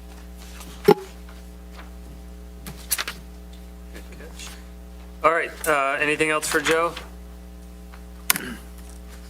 So what I'll do next time is I'll come back with all this refined and then sort of add the next piece, which is how it reaches out into other parts of the ordinance. And at that point, we should have something that's reasonably complete. Okay. So. And then after that, we schedule a public Yeah, hearing. exactly, yep. So we're moving along. We're getting to the point where we're actually going to be able to put this in practice. Okay, thank you. Ooh, all right, thank you, Joe. I assume no update on 5G tonight? You assume correctly. Thank you. Item 11, new business, agribusiness and agritourism discussion. Jeff, thank you for your patience. Oh, no problem. Welcome you to come on up and. Familiar with the long meetings. Mike Philbrook had asked me back in January if we would come and present, or at least come and speak to you guys. And that was based on my involvement with Mike in the PDR committee for the farmland preservation. I'm the county lead for that. I apologize. My name is Jeff Schrader. I'm with Macomb County Department of Planning and Economic Development. I am the deputy director there. Excuse me, Jeff, if you can pull the microphone close, thank you. Absolutely. Okay. For purposes of tonight, what I was prepared to do was and I wasn't quite sure what all the subject matter was going to be. I was prepared to give you guys an overview of our strategic agricultural economic development plan that we've just released. It touches on some topics related to farmland, agritourism, and a number of things. But if for the purposes of time, I'm more than happy to answer any questions you guys have in terms of agritourism, what the county's role, or what our plans are in terms of promoting things are. So I could basically turn it over to you guys if that's what you'd like to do. Well, I would suggest one of the comments you just made, what is the role, the last one you made, probably would be of interest Okay. to each of us, and then see how it develops. Absolutely. So in putting together, I'll just give you the 10,000-foot overview of the Strategic Economic Development Plan. This was done for two purposes. First purpose was to basically support our farmland preservation efforts through the Macomb County Purchase of Farmland Development Rights Committee. Having a plan basically helps you with your grant. With the Michigan Department of Agriculture and Rural Development. There's elements in here that address farmland preservation and ideas to try to bolster those efforts here. Some of those ideas talk about potentially trying to establish a preservation fund at the county to be able to make grant match and other costs that are associated with the PDR process, such as closing costs and things that all the communities that participate in are already helping pay for. But on a larger scale, what we recognize is within Macomb County, agriculture and food production is one of our largest targeted industries. It's one of our larger sectors. Within our department, our economic development team focuses on 5 what we consider our targeted industries. And those industries are aerospace and defense, automotive and mobility, logistics and warehousing and those types of functions, and food production and agriculture. The food processing, when we talk about food processing, we're talking about companies who are taking products that are, being grown, turning those into food products. We have Lipari Foods. We have over 70 different companies operating within the county who provide that function. That combined with the over 400 farmers that we have, or actually it's over 600 farmers working 400 different farms across the county. We have a contribution to the county's gross regional product annually of over like $353 million in that sector alone. When we break that out, we look at about 79 million of that comes from just farm products, what's being grown on land in Macomb County. And we recognize that's a significant contribution. What we also recognize is that we have 79,000 acres in agricultural production in the county. That's 115 square miles, and if you break it down, that's 3 Bruce townships. So there's a significant amount of land in our northern communities that is undeveloped and is being put to a good use. And one of the things that we want to be able to see is that some of those uses can continue moving forward. A number of the proposals in this plan look to be able to bolster that targeted sector.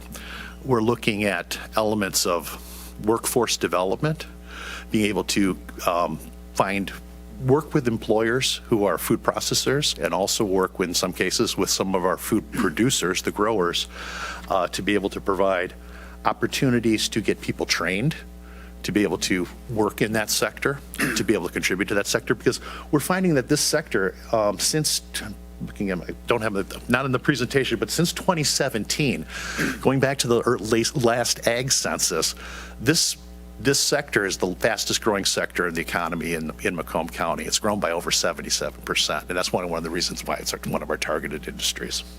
So with that, we are supporting everything from looking at changing educational opportunities in K through 12, working with our ISD to basically have some more insight into the classroom with children to figure out why farming, why agriculture is important, to recognize that there are jobs in that field that can be fulfilling and that there's jobs in the food processing sector.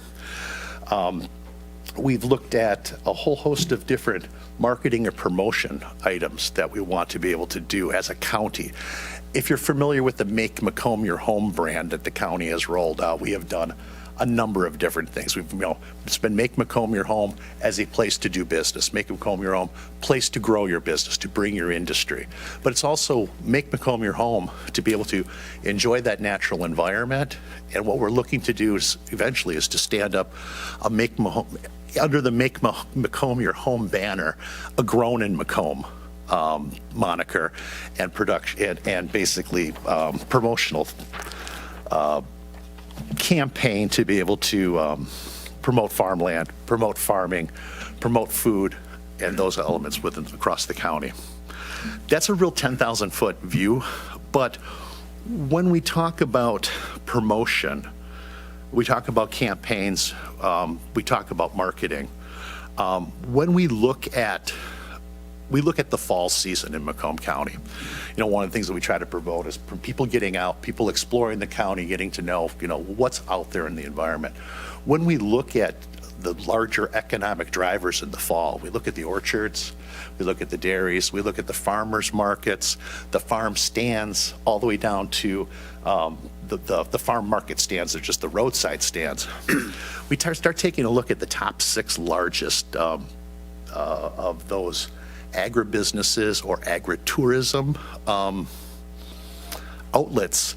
We're seeing with software that we have and analysis that we're able to do in terms of people traveling and making visits, we're seeing that there's like over 1.5 million people last year in 2023 came to Macomb County, visited one of our orchards, one of our larger farm stands and those things, and they're spending money here.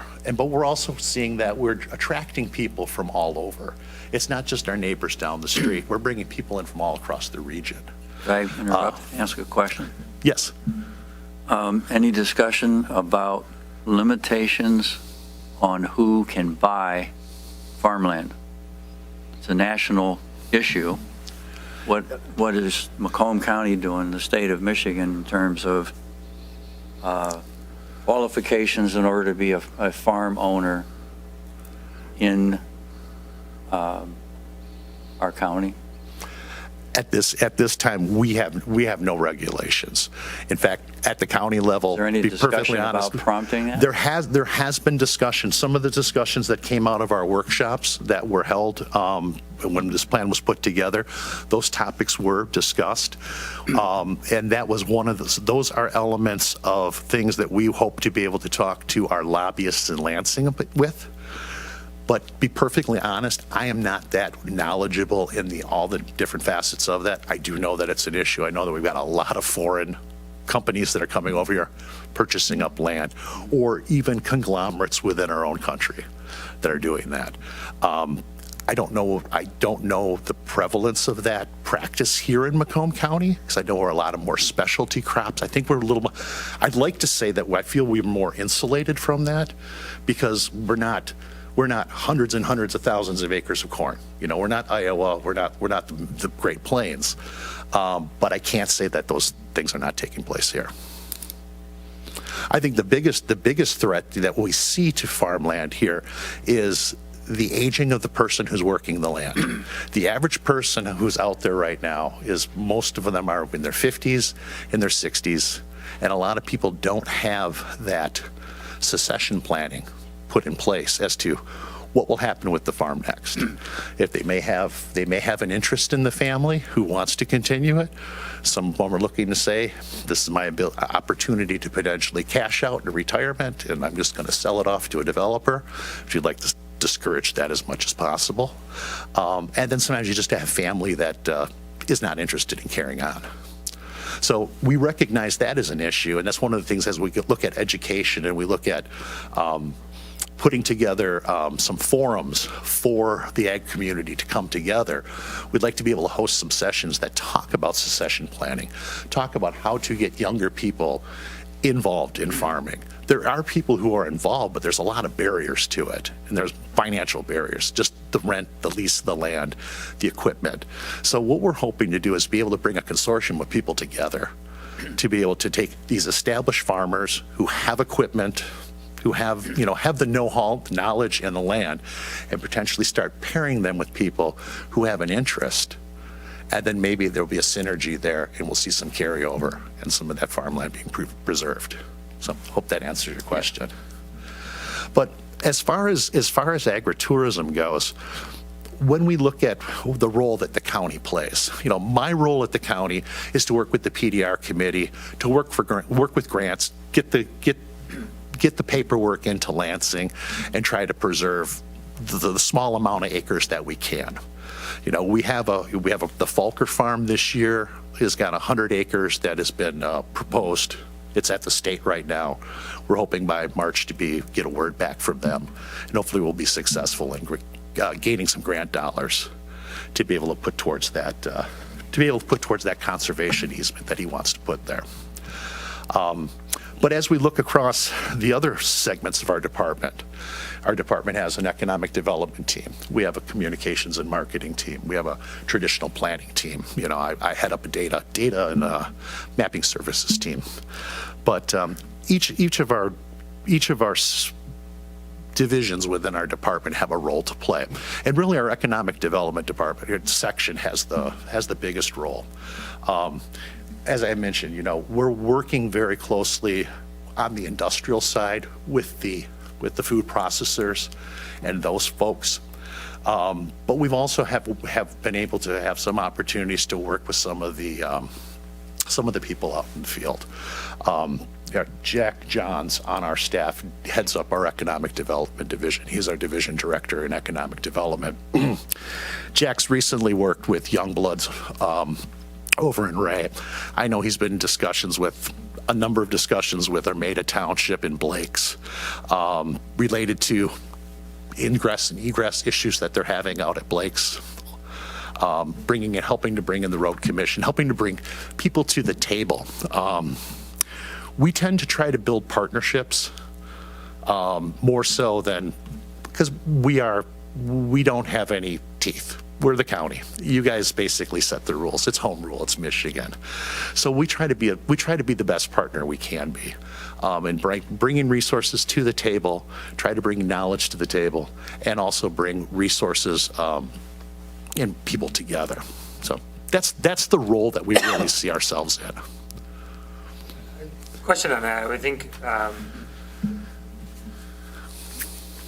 it is home rule, but it seems like with the Right to Farm Act and some of that, it can be overruled at the state. I mean, do you guys provide some guidance of how local communities can help kind of navigate and make it work for everybody? We have not in the past, but one of the things that we hope to be able to achieve through this strategic plan is to start setting up those partnerships, to bring people together, to be able to leverage, to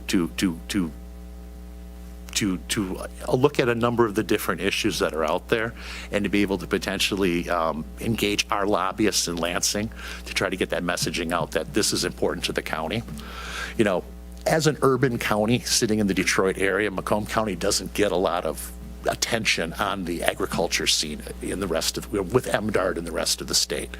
We got a lot of big counties out on the west side who have been doing it longer than we have and have a lot more time, money, and personnel invested in it. We're a little late to the game.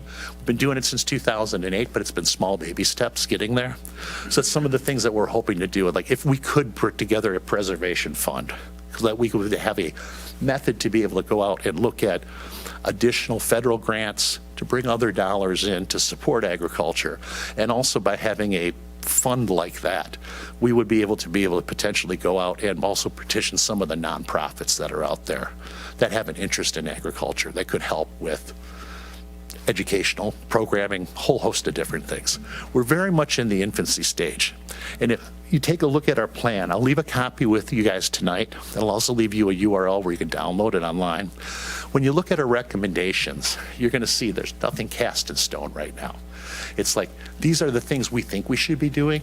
Here's the actionable items we think we should be taking. And then you'll see another column of here are the partners we think we need to be getting together with to do that. Like I said, in some cases, it's the intermediate school district. In some cases, it's going to be the state, MDARD. In other cases, it's the local units. So we're really have a fresh slate open right now. And that's where we're looking over the next 5 years to start developing some of these ideas and programs. I have a couple questions, Yeah. if you don't mind. You noted 79,000 acres in agricultural production. 40 years ago, how much larger would that number? Much larger. Yeah, I have a slide. You know, if there's a section on history. We really hit our peak. We hit our peak ag in about 1935. Okay, that's about when I would have Yeah, guessed. and then as the lower inner ring suburbs started developing, the Rosevilles and the East Points, the cornfields and everything disappeared. At one point in time, I rented an apartment on Masonic, right down by the Macomb Mall. My first house is in Macomb County, and my landlord, he was the first guy to build on Masonic. He was there in like 1949. He said it was all cornfield. You can picture Roseville being cornfields. So as we go through that whole 40s, 50s, we see the build out of the South. And then really from 1980 to 2000 is when Clinton Township, Sterling Heights, and then the next tier started to go. Right, exactly. So we're really at 26 Mile is kind of the cutoff now where we're at. Right, so Although- we're kind of we're in a preservation stage. at this Right. point, as a lot of what you said has applied. So I guess my question is, how do you see agritourism fitting into the overall agricultural preservation picture? How key is it to keeping farming alive as an industry in Macomb County going forward? I don't know that everybody's going to be able to do it. I don't think we want to encourage everybody to do it, but I think the ones who can do it, it enhances that income that's coming in. That's the biggest thing. It helps with the income. Can help with the succession planning. It can help with getting you through the cycles of up and down, because you do have this potentially a fall windfall. We'll say fall, but there's opportunities for agritourism year round. From the early, if we talk about everything from farmers markets to stands, all the way up to, the large orchards and stuff, they're operating pretty much year round. So we see that as a plus that way for the grower.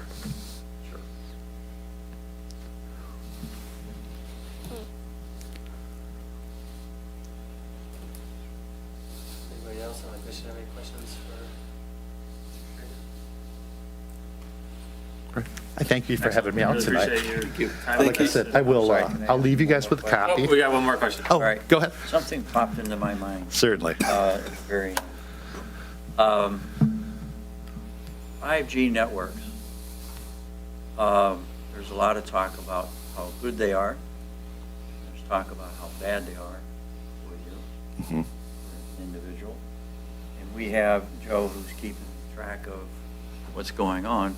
From an agricultural sense, is there any discussion about 5G impact on farms? I can't say that anything has ever come up from the farming community that, as I've been interacting with them, of a concern. So, no, but I'm not aware of any. Interesting ancillary question to that, and I don't know if you'll be able to answer this, but I think, about business and modern business and how much activity occurs online, and I wondered about how broadband access might affect agribusinesses. I mean, a lot of agribusinesses, you might just be selling fruit on your own property, and it's probably not that important, but I do wonder about businesses that get more into production of products that could potentially be transported and sold. Is there a detriment to that kind of business? I think there's a detriment to any business that doesn't have access to the high-speed internet. What you consider high speed and what, that's going to be different for everybody's needs. Someone who's running a big CAD firm might need a huge speed. A farmer may need less. But I know from my own experience of people I know who are in the dairy industry, their cows are right on the internet. They're connected right to Michigan State, and every day they're sending them information about what they're feeding them, what their output is, and they're getting feedback, and that's all transacting on the internet. So, just as a one example. Just something to think about in terms of, I guess, not just local goals, but county goals and regional goals. Right. As we think through our regional planning agencies like SEMCOG. I think it's kind of natural to think, oh, it's just farms. There's no need for broadband out there, but Yeah. actually it is kind of important to Yeah, in fact, to get people there's a considerable amount of money that's come down through the the Biden administration, Sure. through the ag department for rural broadband. Unfortunately, we don't necessarily qualify here in Macomb County for that, because what they consider that rural line is much further north of us, even though you guys are already out here in God's country north of 26. So, but the county has been involved in the broadband, all this broadband activity that's going on. We've been looking at a broadband study across all three counties, working with SEMCOG. What we're really finding right now is that, yes, there are holes in the coverage, but the holes in the coverage aren't necessarily going to be big enough holes that we're seeing that the FCC is going to, or that we're going to be able to get a lot of money in here to do something with it. A lot of it's going to go back to the providers, and it's going to be on the providers from what we're seeing. Now, I'm by no means a broadband expert, but I can tell you that a lot of the answers to the rural areas or to the less urbanized areas most likely are going to be the 5G, not because it's ultimately the best, but it's what they can roll out more effectively. They can put a 5G tower up and serve more people than to run fiber down the mile road and then still have the person have to spend thousands of dollars to bring it from the road to the house. That's the biggest complaint that we've heard in the county as we were doing our survey, is that it's not a lot of cases, it's not a barrier to getting the service. The service can be there, or it's there. It's the cost of the consumer making that last quarter mile, eighth mile, whatever that distance is, and it can be very expensive. Sure. And Jeff, you mentioned getting a copy of the presentation, URL. Is that something you would? Absolutely. What I'll do is I'll leave a hard copy here with you, and I will email you the link to it, and you can maybe share it with everybody. And if anybody has any questions or anything, I'll have my information on there. You can reach out to me. If you have any information or any questions more on how we're actually working directly with some of these agribusinesses, I'd be more than happy to put you in contact with Jack Johns on my staff, because that's his wheelhouse. Thanks so much, Jeff. Right. Thank you. Thank you. You guys have a great evening. Thank you, you too. Thanks, Jeff. All right. And then, Joe, I know you provided us some additional information on agritourism, and then, I don't know if Right, some of that information You or came first Rick from wanted- Anne Marie, so credit where it's due. Okay. I don't know how we're feeling at this time of the evening as far as getting deep into this conversation, but I think what I'd like to point out first is in my memo, I asked 4 questions up front in the memo. And I think that these are really key to framing our conversation around this. So the first question is, what are our goals as a township for agritourism and agribusiness? What do we actually want to accomplish with our ordinances? What are we trying to encourage? What are we not trying to encourage? That's a very important question that I think we really need to answer before we figure out exactly what we're going to do with the regulations that we have in our ordinance. We need to kind of know where we're going. The second question is where agritourism uses are permitted. What are our biggest concerns surrounding those activities? I took a guess. Traffic, noise, light, dust, disruptions to neighborhoods. That was my guess at the top 5 concerns. I don't know how I did, but I'm thinking I did probably pretty well. Pretty good. Okay. So that's the Can I next add one other word? Balance. balance, okay.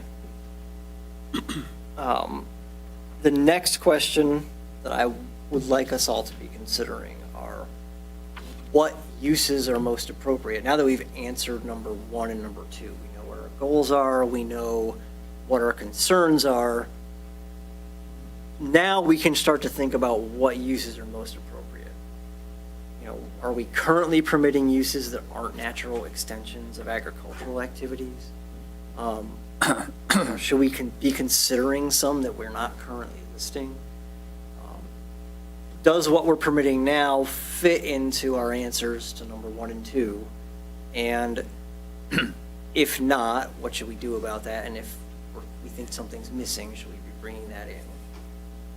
And then finally, you know, our current standards provide some relief from typical parking lot standards. What other standards should we be looking at? Because we don't really have a whole lot in the way of other standards. There's some relief on parking. Also, should we explicitly permit a different level of site plan preparation for the permitted uses that are listed under agritourism? For instance, you might have a 90-acre farm, of which 2 acres will be accessed by the public. Do we need to see 90 acres on a site plan like we typically would request to see the entire? We probably don't need to see the other 88 acres where there's just farming activity occurring. We probably need to see the portion that's being accessed by the public, and that's going to be relevant to the agritourism use. There might be some of that other 88 acres that we need to see, but generally speaking, you know, agricultural buildings are exempt from the building.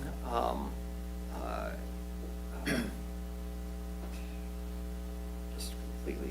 Accessory buildings. Yeah, exactly. So unless a building's being accessed by the public, it's not going to need building permits and things. So I think that's kind of one way to draw a line is where are we allowing the public to go on this property? And there's a potentially also where are we perhaps, packaging and shipping items off-site from. That's also something that could potentially be implicated in the site plan depending on what we're doing. But a lot of the processing is considered agricultural activity under Michigan law, so it's not something we'd be looking at anyway. So those are some other things to think about, but I think we got to get through the first two questions before we can get to the third and fourth questions. I would agree with Joe, and based on the meeting that we had with Joe before, I think it's important to keep in mind, especially as you look at Joe's question, number one, is what are the goals? We've really had our ordinance language in place since 2006. Right. So it's been in its exact same existence for a long time. In fact, it predates any of the stuff that came out from the state, although it does mimic the state's guidance, in some cases almost verbatim. So I think the question is that as time has passed and our ordinance hasn't changed at all, is it still on point?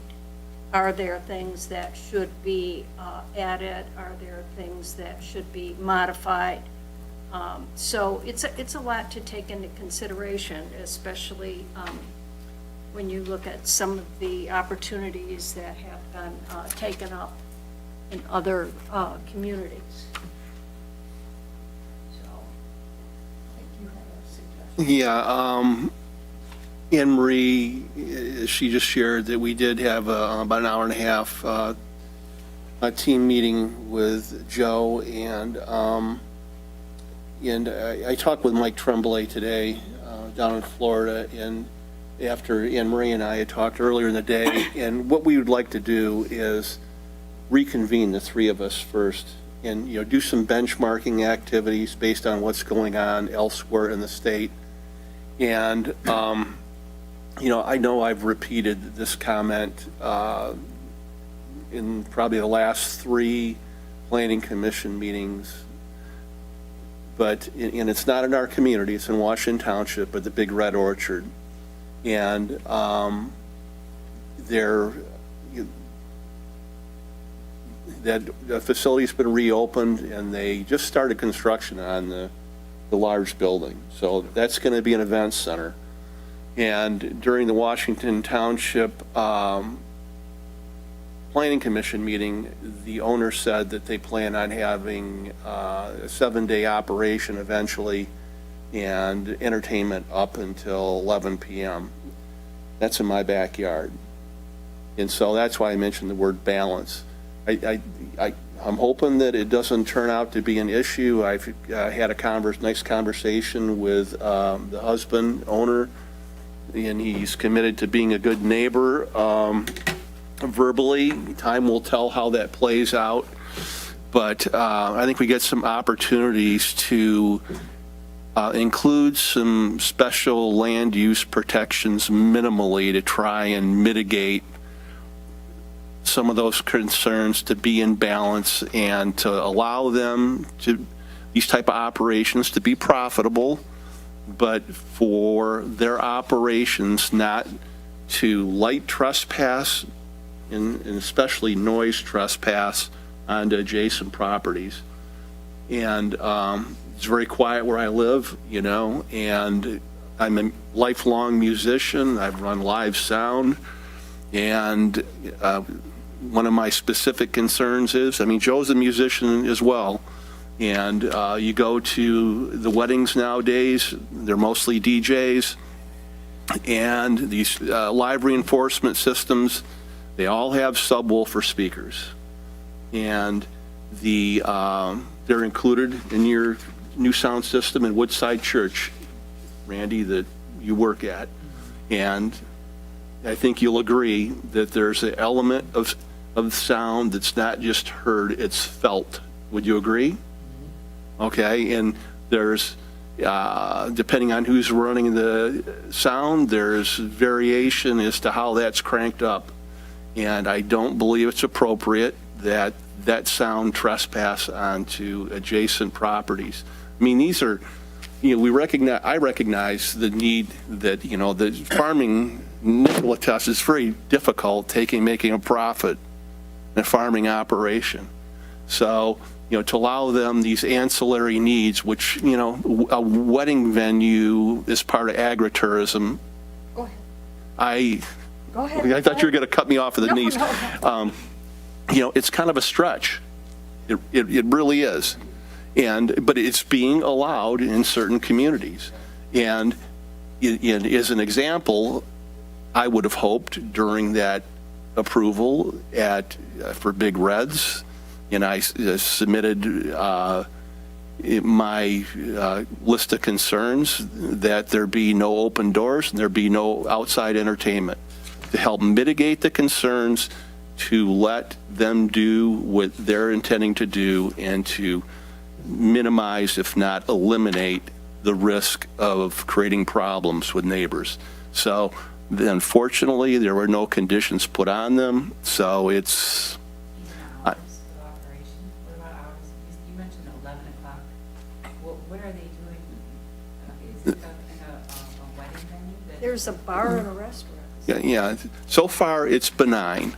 They've got a liquor license out there. They've opened up a pub, and then because the cider mill operation is seasonal, and you should go out there. I mean, what they've done internally to their facility, it's spectacular. And I have no doubt they're going to do something similar with that large building that is to the east. And they have, I've seen the floor plan for it, and they have two very large conference rooms, and it's their vision that the southernmost elevation is going to be full glass. They're big into agriculture, and they envision doing weddings where their customers, so to speak, are going to have a nice view of a manicured orchard out the back. I think it'll be done very nice, but again, it runs a risk of, I don't think they have a lot of food service and entertainment experience, so I don't know who they're relying on. So if we bring that back then to the conversation, I think it's good information. Yeah, I'm sorry. We're getting a little off topic. So Yeah. I think I would agree that given how old or how long our ordinances have been in place, it warrants a look to just evaluate them and say, look, there's things that the Right to Farm Act is established at the state that we don't have control over. There are other things that we can have some say in, and are those things we want to establish some special land use permit. I'm actually envisioning kind of a grid Yeah. that kind of has an array of everything that we're seeing out there. Yeah. Because when you really look at it, it's a lot of stuff. Yeah. So, and then I think once you see it, and our little committee can work on it with Mike, Yeah. you really start to have a better perspective as to, I personally, at this point, don't think our ordinance is in the right place because of the changes and because of the economic opportunities that different concerns are seeing. And it drives right to Joe's point is, what are our goals? So Right. when you look at it, ooh, our goals could be, go from here to here. And we're hearing of some existing nearby neighborly complaints, and what's the operation in Ray Township? Youngblood. Youngbloods. Youngblood? That- Yeah, there's some, They're a big organization. They've done,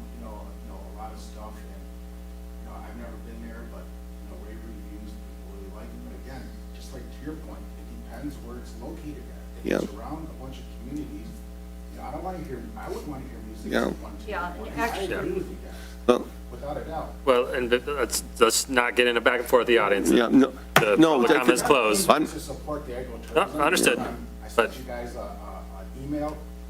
Yep, You guys seen it? we got it. And hopefully you kind of read through it. It answers a lot of your questions. I can help you. I've studied case law. I can help the township mine through this thing without turning it into a mine. is what I'm Yep. saying. It can be very helpful. So one of the reasons why I came here is to offer my help with your committee and talk to me, because I have studied this tremendously for a long time. And I've talked to the Michigan Department of Agriculture, and I've talked to attorneys. So I know kind of what I'm talking about, and I can really help you guys. So, and also in that thing that I sent you guys, it even clearly states, you know, who it's from. It's from the Michigan Department of Agriculture, the Michigan Township. They say, you guys should have someone like me on your committee, someone that's doing this, so you guys can understand our point of view too. I think our first pass, Nick, I would request that we have the smaller committee between, you know, Mike Tremblay has agreed, Anne Marie and I would certainly be receptive in subsequent meetings to bringing you in for a resource. Appreciate your willingness to help. Yeah, balance is what we're looking for. And beyond that being a little more factual versus just straight opinion, I did send a couple of attachments to Dana that I asked her to distribute. And the first one is the Michigan Right to Farm Act, 93 of 1981. That is the actual law that preempts anything that's in here we cannot overrule at a township level. One thing I'll point out is that this entire statute is 4 pages long. That's all. It's you can actually read it pretty quickly. Yeah. And it doesn't say as much as I think a lot of people think it says, I guess. Yeah, it's very broad. Its primary function is to provide an affirmative defense against nuisance complaints for farms that are operating within the generally accepted agricultural management practices. That's its primary function. And I distributed that too. If there's a GAMP that exists, which there's not one for wedding venues as part of agritourism, this is the high level. If there's a GAMP, there's nothing we can do to overrule. Yeah, I mean. And then this, excuse me, without, just one last thing, I'll give it back to you, Joe.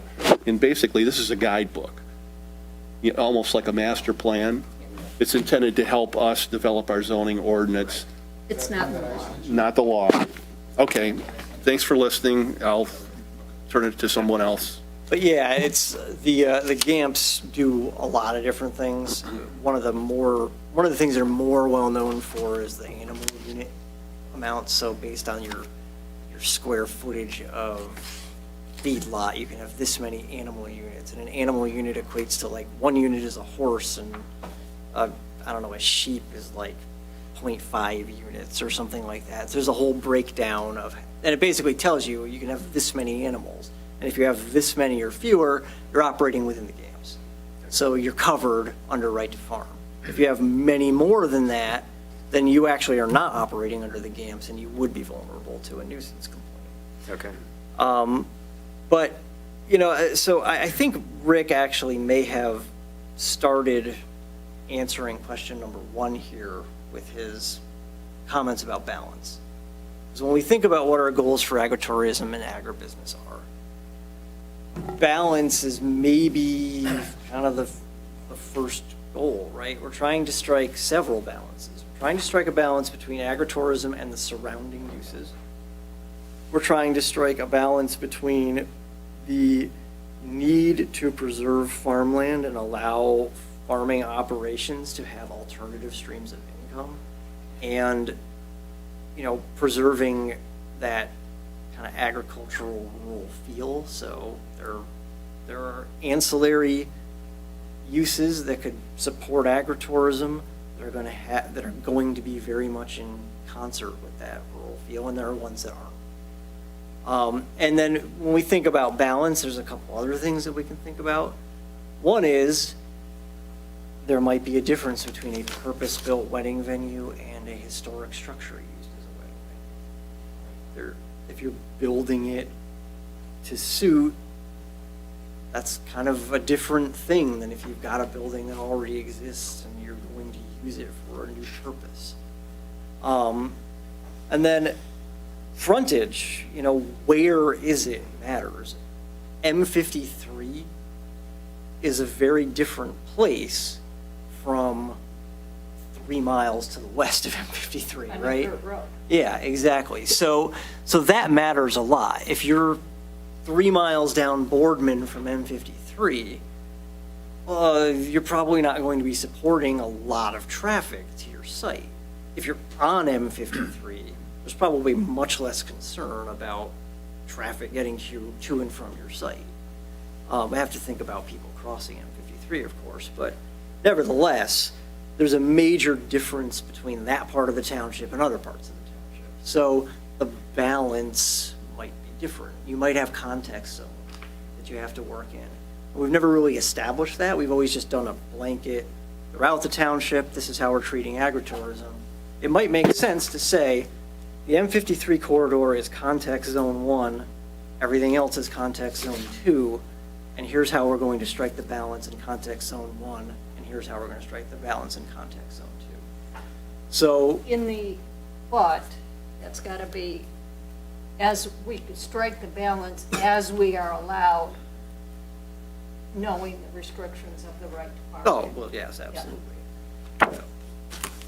But all things to be thinking about, I guess, as far as, how we approach this and what we wind up with at the end, it's probably not going to look very much like what it looks like now. Okay. So, No, I don't mean to interrupt. Well, yeah, Can I speak? no, we got to move on. We can chat after. do we need a, Afterwards. That'd be great, yeah. we need a motion to take, and because we had the advisory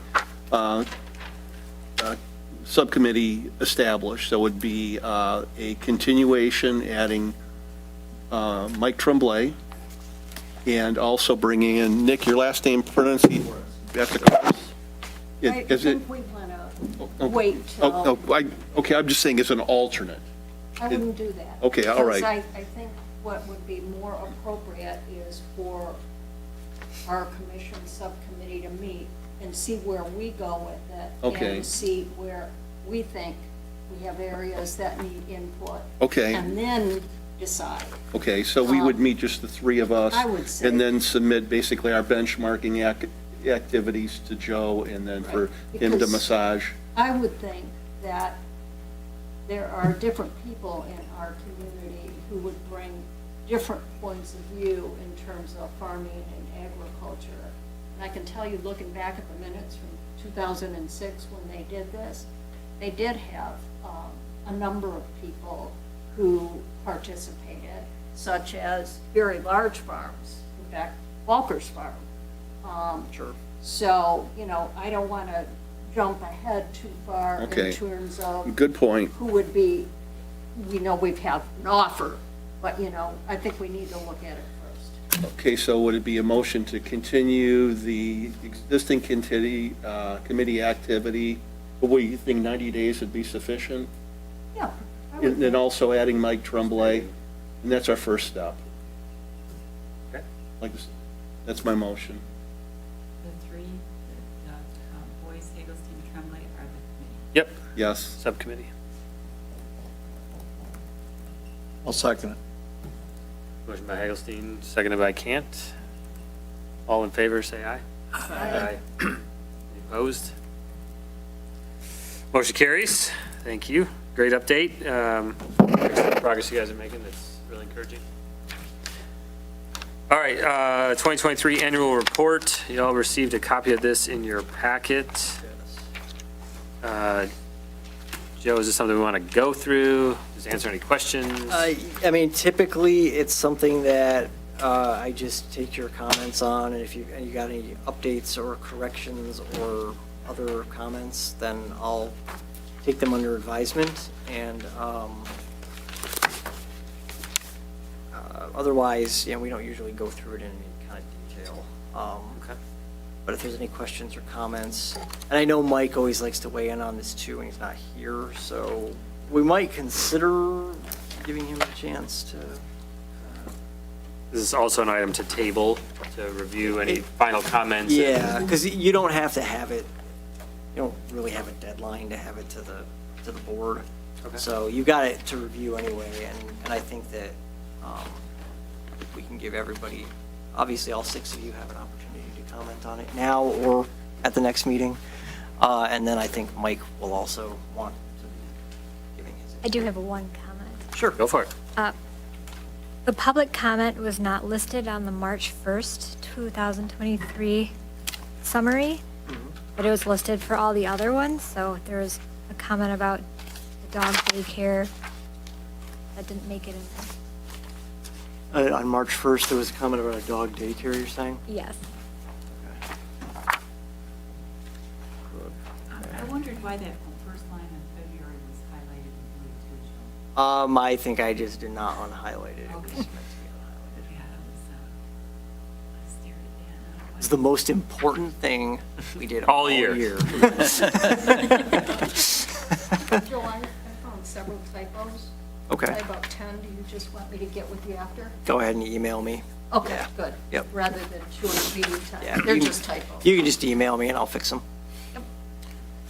All right, I'll make a motion to table the approval of the 2023 annual report until the next planning commission meeting. Give commissioners a chance to review any further comments along with Commissioner Tremblay when he returns.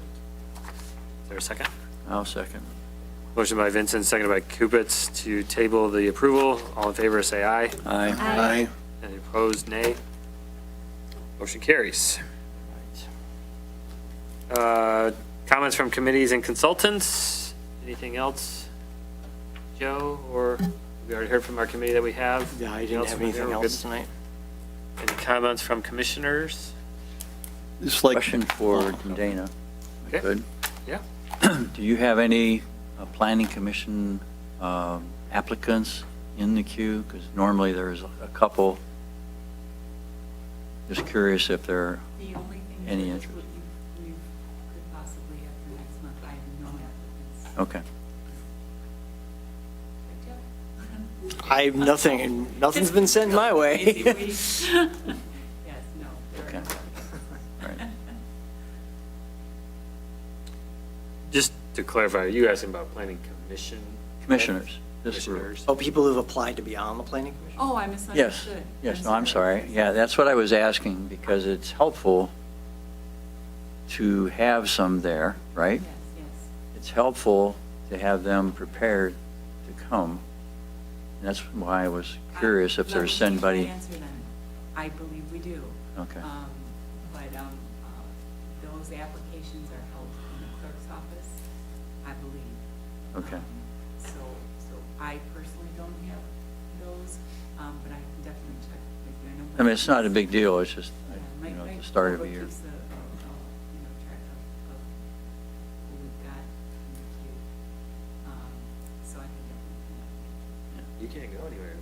I'm running for president of the United States. Okay. Oh, geez. Yeah, right in. Yeah, Oh, you have ulterior motives for asking? no, I will find out. Did you have something? yeah, I just want to thank everybody for their patience. What you're experiencing here is the life of a retired engineer. Details were my world, and evidently they continue to be. So anyway, thank you. We appreciate your attention to detail, Rick. Yeah, I'll try to do better, but You're doing great. brevity's not one of my strengths, obviously. All right. And with that, I'll make a motion to close the meeting, end the meeting at 9:48 PM. Second? Seconded by Anne Marie. All in favor, say aye. I. Aye. Meeting adjourned.